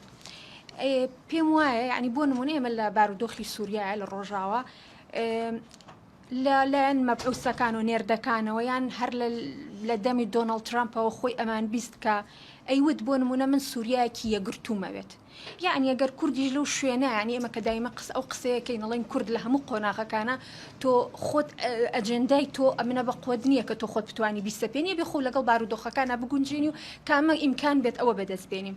ئیتر بۆ نمونە لەوێ هێزە کوردیەکان لەوە تێگەیشتن کە لەو چوارچێوەیە داوای مافەکانی خۆیان بکەن ئەوەی ممکنە بۆ خۆیان. بەڵام ئێسەمی لە ئێرانە ڕۆیات ینی بە بەردەوامی وەکو هەموو شتان ئاماژەتان پێکرد سیناریۆکانە گۆڕێت. ینی ئەوە نییە کە بڵێ بۆ نمونە پارچە پارچەبوونی ئێران یەکێکە لە سیناریۆکان. بۆ نمونە لەم لاوە ئەوە زوو کوڕیشانەمە. لە هەمان کاتە شتێکی تر هەیە ئەوەی کە ئێران یەگرتوو بێ و ترامپەر قسێکی تری کردی کێشەمیە لەگەڵ مەلاکانە بەڵام بەمەرجێک بەدڵی من بێ بەس ئەمە ئەشێت لە بۆ ئیسرائیل کێشە بێت کە حکوومەتێکی تیۆکراسی بێ. مەبەستمەوەی ڕەنگە ینی لێڵی استراتیجەکە هەر پەیوەندی بە بارودۆخەکەشەوە نییە. ئەمە بێجگە لە بەرچاوگرتنی ئەوەی کە باسی کردژماری دانیشتوان و گەورەی و ئەوە ئەمە وەکو پرسیارێک و شتێکی تریش کە ئەمە قسەی لەسەر بکەم بەڕاستی لە سووریایە هەر ینی ڕەنگە گەر ئێوە لە من هینتر بن من بۆ شتێک گەڕان پرسیارێکم لەلا دروست بوو ئەوەی کە هیچ کاتێک ینی پێش ئەم بارودۆخەشت پێش ڕوخانی بەشار ئەسەدیش و ئەوانە ینی ڕێخستنی ناوخۆیی لە سووریا بەو دەرەجەیە نەبوو کە ینی خەڵک بڵێ لە ناو سووریایە ئەکرێت ئەشێت شتێک بۆ کورد بێتە پێشەوە بزان یەک حیزب هەبوو حیزبێکی ینی بچووک هەبوو لە ناو سووریا بەڵام ئەمەی مەزلوم عەبدی ئەوان کە بڵێن خۆتان هەمومان دوور و نزیکە زانین کەپەکەکە زانی وەسعێکی ئاوا دروست بوو ئەوانی کە خەڵکی کۆبان و عەفرین بوون هاتنەوە ناوە و یعنی توانیان سوود لە بارودۆخەکە وەربگرن. ئەمە ئەبەستمەوە بەچیەوە بەوەی کە حیزبەکان لە ئێرانە مەوجودن یعنی زۆریش مەوجودن.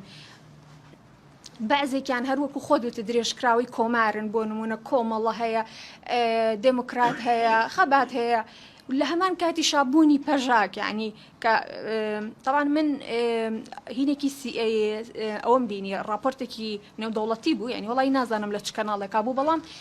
فەرماندەیەکی CIA بوو باسی ئەوەی ئەکرد کە ئەم ینی بڵێن ماوەیەکی زۆر ئەزمموی هەیە لەو بوارەیە باسی ئەوەی کرد کە بەڵێ هێزە کوردیەکان ئەوە نەڕێک خراونین کە بتوانن يعني ئەو نەمودەڕەب و منەظەم نین کە بتوانن بۆیە ئەمریکاش هینێکی ینی چۆنەڵی خطوەیەکی خێرانانێت بۆ هێزە کوردیەکان بەڵام لە هەمان کاتە لە چاتم هاوسا راپۆرتێکی ترم خوێندەوە باز لەواکە کە یەکێک لەو هێزە کاریگەرانی کە ئەتوانێت ئەم گۆڕانی کاریە دروستکە هەروەکۆی کە لە سووریاشا باسم کرد پەژاکە و ئێستاش هاوپەیمانی حیزبە کوردستانەکان دروست بە تۆ باسی لە معنەوی بوونی هەندێکیان کرد بەلای من ئەمە کرێت دەمەچ بکرێت و ینی هاو چۆنڵی خەڵیتێکی لێ دروست بکرێت کە ئەوەی ممکن بێک لەو قۆناغەیە بۆ کورد بێتە ینی پێشەوە شتێکی تریش کە هەر ئەوەش باستان کرد باسی شۆڕشی ژن ئەو بەڕاستی بۆ منیش پرسیار بوو چەند ڕۆژەکە لەگەڵ کۆمەڵی هاوڕێ خۆمە هەر باسیەکەین ئەوەی کە باشە بۆچی لە کاتی شۆڕشی ینی ژینە ئەمینە بە ملیۆنان خەڵک لەسەر جادە بوون بە بەردەوامی اوكي ئەمە لە هۆشیاری شارعی ینی شقامی ئێرانیەوەیە کە ئیعاز لە دەرەوەی خۆی وەرناگرێت و لە هەناوی گەلەوە کە خۆی بڕیارەیە هەڵستێت و ئەوە ئەکایان ئەتوانین بڵین پەیوەندی بۆ سەرکوتکاریەشەوە هەیە کە ئێستا لە وڵاتەکە پیاتێ پەڕێ ئەنجا باسی شتێکی تریشمان کرد کە توت هەر ئەوە لەو زڵمنایە کەوتمان بۆچی ینی تێناگەین بۆچی کە شقامی ئێران بێدەنگە کتێبی هوەری جەنگ هەیە ینی زۆر پێشزین ژنووسراوە ئەوانە یعنی ئەڵە بۆ یەکێک لە ئەساسیاتەکانیەوەی کە تۆ دڵنیابی لەوەی کە جەنگێگە بێت تۆ ناسینی سایکۆلۆجێتی دوشمنەکەتە اینجا خۆشت ئەمە ڕەنگە لێرە ئەمە کۆمەکمان بکات لەوە تێبگەین کە ئێمە ڕەنگە ها هێشتا بەباشی لەوە تێنەگەیشت بێتین کە تۆ نمونە علیوەردیش بە نمونە هێنایەوە جا شتێکی تر بەکارهێنانیەوەی کە زۆر کات ها لە میدیایە دایمە قسەیەک زۆر زۆرەکرێ ئەوەی کە بەکارهێنانی کورد وەکو ئاداتێک ینی بەڕاستی ئەمە تۆزێک زمانێکی هەستەکەم زمانێکی زۆر کۆمەڵایەتی ینی لە سیاسەیە لە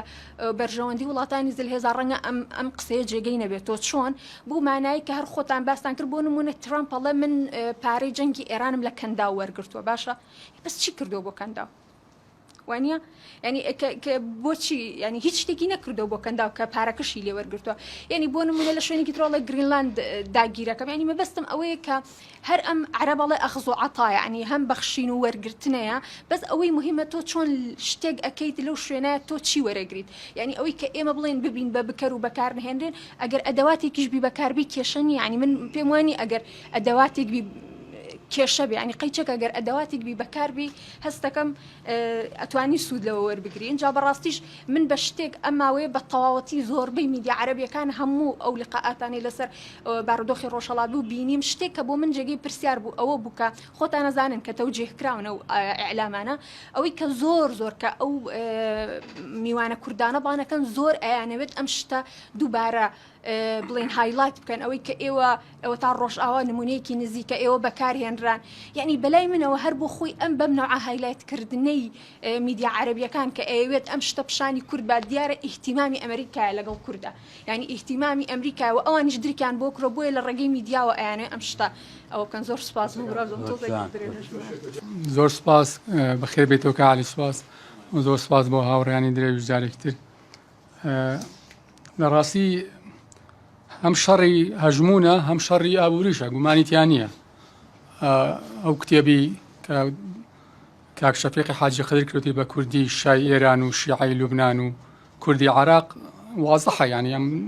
ئێران چۆن دروست بووە و ئێرانیش نایەوێ بەڕاستی ئەمە دەست بە ئەسڵان بەشێک لە شیعەکان ئێستا ڕەنگە بە شەڕی آخر زەمان و هاتنی ئیمامی مەهدی بزانن هەر بۆیە ئەو من کاک نەشویان جارێکیان شتێکی بۆ جێڕاینەوە وتی لە کاتی مەفاوەزاتی یەکێتی و بەحسا لە کۆتاییەکانی 84 و 85 تی پێ یەکێک لە دانیشتنەکانە پیاوتین ئێمە ئیقرارتان بۆکەین کە خانەقین شارێکی کوردیە بەس ناتانەینێ لە بەرۆی خانەقین بەوابەی پاراستنی بەغایە ئێوە لەگەڵ ئێرانە دۆستن ئێمە لەگەڵ ئێرانە لە شەڕین چیەڵێ بەیانیەک نەخەوتوین ئێوە دوو فەیلقی سوپای پازارانتانە ناوە ئێرانتان هێنا و چواردەوری بەغاتان پێنەگرتووە بۆیە ئێستا کە شیعە بەغاشی کەوتوتە دەست بە دڵنیایی ئەگەر ڕۆژی ملیۆنە پاسداری بە کوژدابێ ناوێ ئەمەی دەست دەرفسێ ئەمە گومانی تیانە ئەمە شەڕێکە هەم بۆ ئەمریکا شەڕی هەژمونە هەم بۆ ئێرانی شەڕی هەژمون و شەڕی مانونەمانیشە گومانی تیانە ئەمە شیانوتووە زۆر بەڕوونی ژوتویانە ئەوەی کە ترەمپ بەیکات بەڕای من بەشێکی یعنی ئەوەی کە لێمە ڕەنگە پێڵێن زۆر جار ئەمە لای خۆشانە ئەوتێت وەڵامە کەس دێت تێناگا قسەکانی هەمووی پارادۆکسە ئێستا قسەیە کات تۆزێکتر لێ پەشیمانە بێتەوە بە قەناعاتی من ڕەنگە لە مەبەستەوە ئەم قسانە بکە بەشێکی بۆ ئەوەی ئەسڵان سعری نەوت بێنێتە خوارەوە هەر ئەوش پێرە شەوبووکەی بوو کەوتی ئەوە شەڕەکەل بەم نزیکانە کۆتاییەت نەوت هاتە خوارد $90 لەو کاتەشا تیارەیە نات بۆ تاران یعنی ئەمە پێم وانە ئەمریکا یا ئیسرائیل با بڵین دراسی ئەمانیان نەکردوە ڕەنگە بەڕاستی لەوە کورتیان هێنا بێکەم بە قەناعاتی من بەشێکشی ڕەنگە پەیوەندی بەوانەوە هەبێکە نایان معارەزەی ئێرانی و ڕەنگە وێنەیەکی غەڵتیان هەبپیان ئەوەی کە لەگەڵ کوشتنی ڕابەرە خەڵک هەڵسایە لەما کورتیان هێنا لەمان ینی ئەوەی کە لە یەکەم لەحزا خامنەی بکوژن و ئیتر خەڵگە و قیامەی کە عالی باسیەکە ئەمە جا دراسی خۆیان بێ یا ئۆپۆسیۆنی ئێرانی بە غەڵەتیا بردبێتن لەمایانە کورتیان هێنا ئەویان لە بابەتی ترە بەڕاستی ئەوانە دراسەیان کردووە لەو ماوەی من پێشۆی بینە ساڵی بابلین 1970ەوە کتێبێک هەتا کراوە بە کوردیش استراتیژی ئەمنی قەومی ئەمریکی لە 1930 استراتیژی ئەمنی قەومی ئەمریکی لە یان بۆ 100 ساڵ ئەوان استراتیژی ئەمنی قەومی خۆیان داڕشتووە و ئەمەش زۆر واریدا ڕەنگە ئێمە غەڵەت لە سیاست تێگەشت بێتین پێمان وابێ سیاست خێر و سەدەقەیە سیاست ئەمنی قەومیە بەڵێ ئەمریکا ترامپ هیچ لەسەرەوە کە داهاتی تاچی ئەمریکی زیاوکە پاسکەم کاتەوە قەومی ئەمریکی پارێزیە تۆ کورد ئەمە ناکە ئەمە یا عەرەب نایکە ئەمە ینی ئەسڵەن لە سیاست تێ نەکەشتووە ینی قیادەی کوردی مەبەستمە بۆیە ڕاستە ئەوان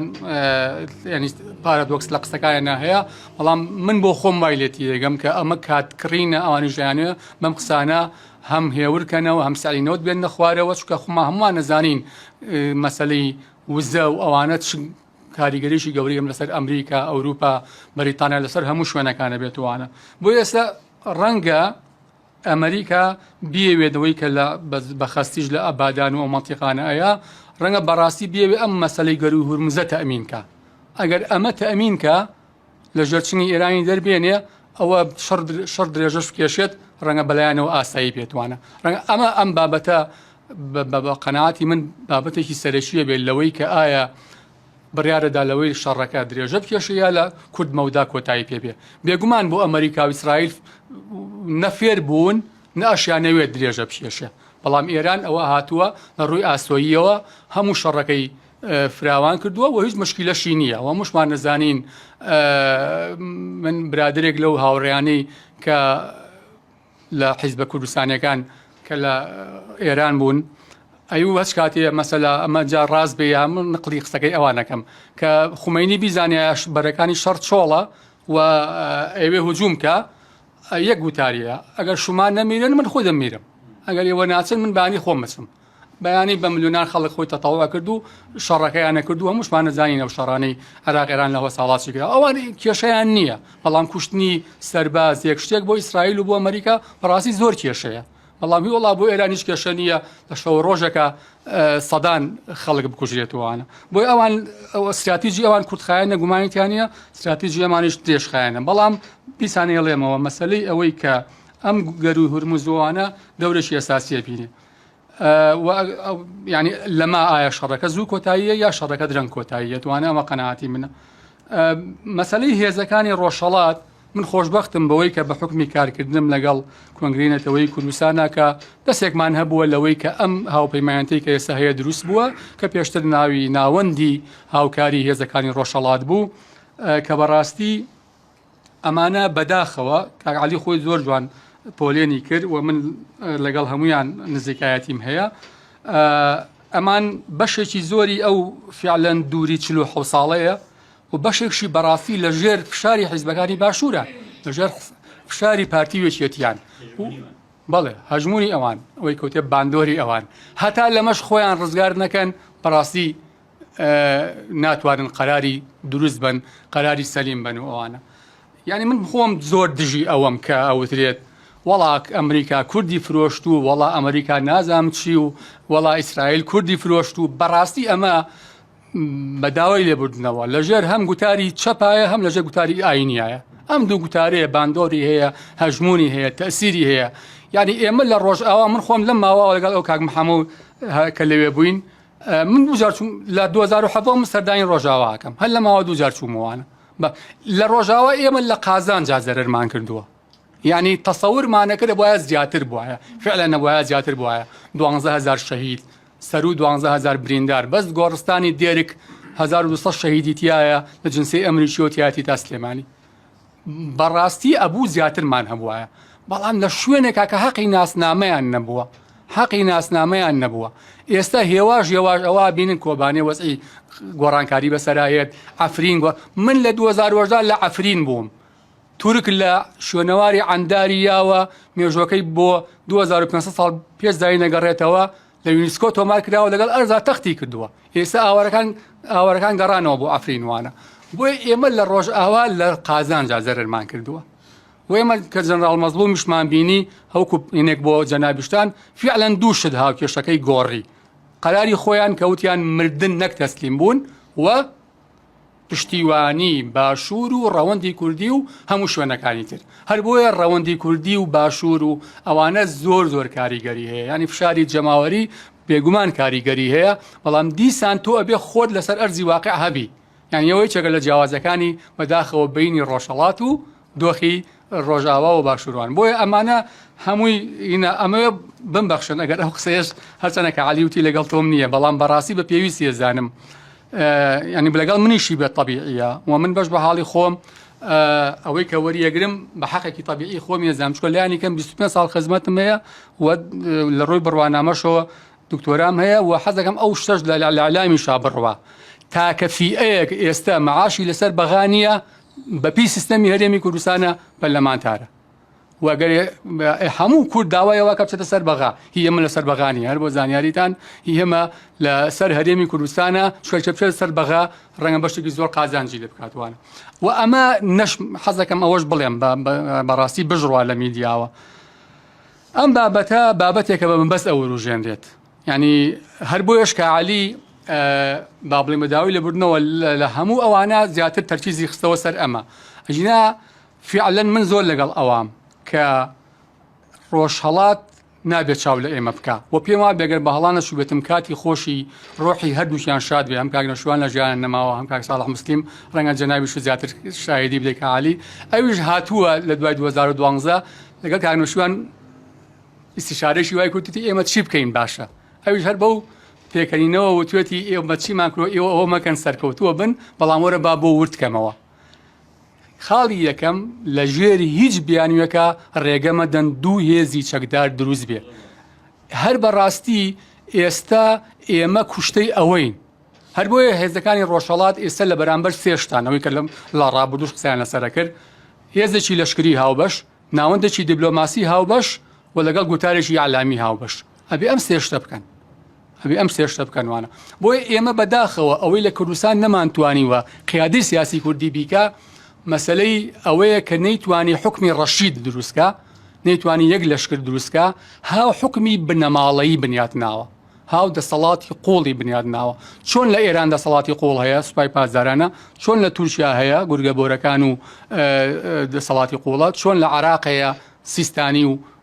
ئەوانی کە خۆیان ناوناوە گروپی مقاومە لە کوردستانی دەسەڵاتی قوڵ هەیە دەباشان بارەگای بەرزانی ئەمانە بەمەبەست پەرلەمان سووکەکەن بەس حکوومەت سووکەکەن یەک وەزیر دەسەڵاتی نییە جگە لە مەسرور بەرزانی زیاتر لە بەروش ئەویش کوڕی ماڵباتە بۆیە ئەمانە بەمەبەست دەی ئەدەن کەسیان ئامادەنی خۆیان کاندیدکەن قوبا دەبێ بە ڕئیسی قایمە بەڵام دوایی ئامادە نییە بڕاتە ناو پەرلەمانەوە باشە بەمەبەست وا ئەکەن بەمەبەست بەداخەوە ئەمە میدیای کوردیش ئەمە ئەکا جاییتر چۆنەیکا بەچمە بەستەیەکە ڕوونە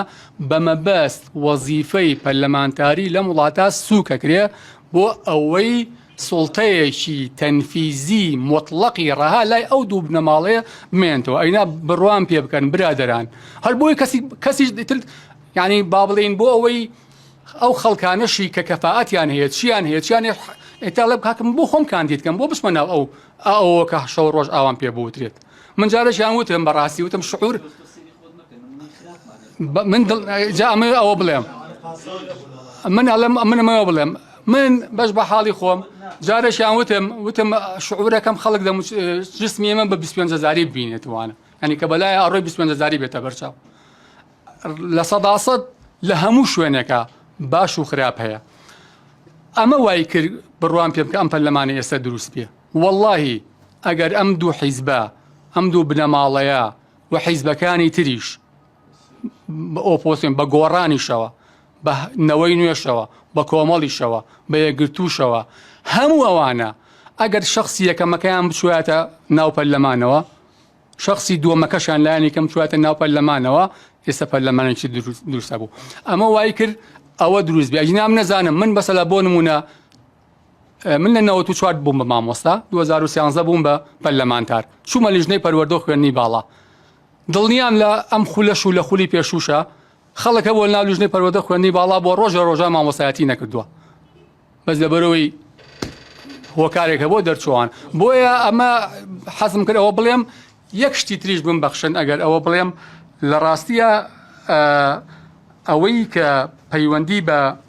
با بڵین ئەمریکا ئەوانەشەوە هەبێت بە تایبەتی لە 75 ئەوە خۆیان لە مزەکراتی خۆیانە ئێڵێن قیادەی سیاسی ئەو کاتە خۆی لە ئاسی ڕووداوەکانە نەبووە خۆی لە ئاسی ڕووداوەکانە نەبووە و نەیتوانیوە ئەو دۆخە بخوێنێتەوە یا 150,000 بەس چەکدار و پارچە چەشیان نەبووە 120 میلیۆن دلاری ئەمریکیان پارە هەبووە لەو کاتە بەس نەیانتوانیوە خۆیان بەڕاستی خۆیان ئەڵەن ئێمە لە ئاستی ئەوان نەبووین ئەمە بۆ باشووریش ڕاستە بۆیە مسپاسانەکەم تەمەناکەم میلەتەکەمان پارێزراو بێ ئەو شتێکی باشی باس کرد لەو سێ گۆشەی ڕۆژهەڵاتی ناوەڕاست کە باستان فەرموو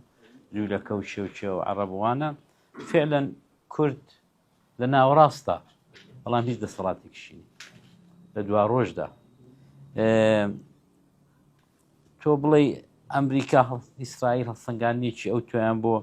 دۆخەکە کردبێت تەبعەن ئەو فرایان باسی کرد کاک سەردار وشتە بوو کە ئەوە نییە کە ئیسرائیل و ئەمریکا نخبە و لێکۆڵەڕ و سینگ تانک و ئەوانیان نەبێنە زۆر وردت بوو ئەو شتانە بەڵام زۆر جاران یەکێ لە براکانی دیکەم باسی کرد زۆر جارانیش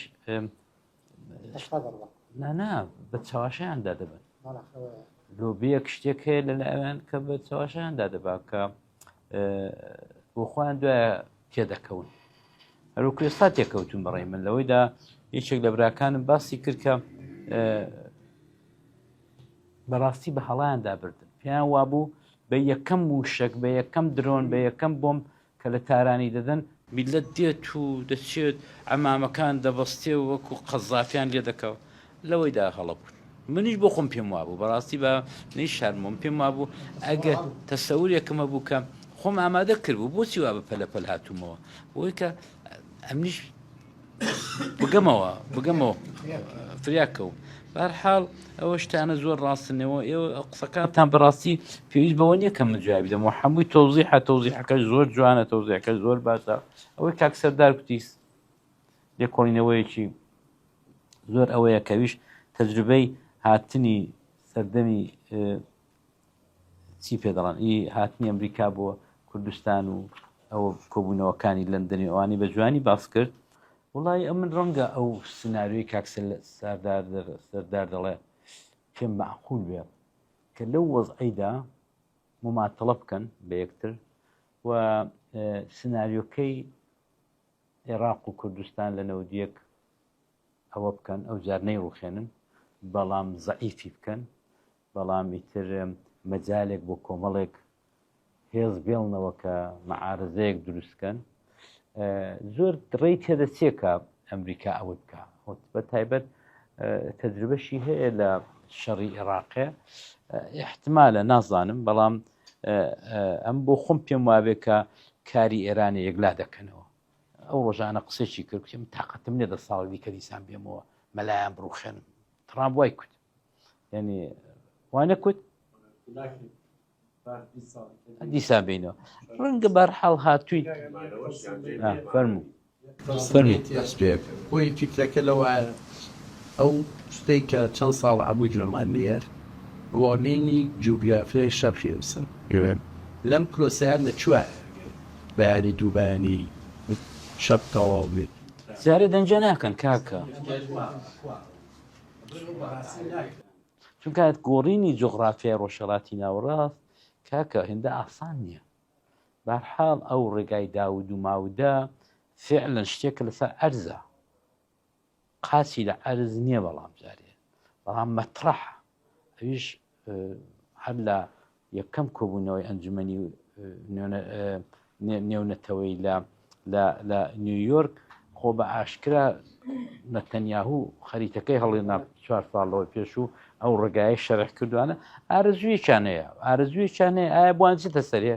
وڵایم پێم وابێ بوان چێتە سەرێ بۆ چونکە وڵاتانی عەرەبی ینی بەڕاستی بەدەست و پێیان لێ هاتووەتە دەرێ ئەوە تا ئێستا ئەو شەڕەت بەشی زۆری ڕووی دەوڵاتانی عەرەبیە هەموو وڵاتانی عەرەبی داگرتە بەڵام دیفاع ناکەن لە یەکتری هیچ هاوهەنگێکیان نییە هەزار ڕەحمەت بە کورد دیسان بە کۆمەڵە و دیموکرات و پەژاک و چێچە ئەوان هەر قەتەری لێدا دوبەی لێدا ئەماراتی لێدا هەمووی لێدا بەڵام هیچ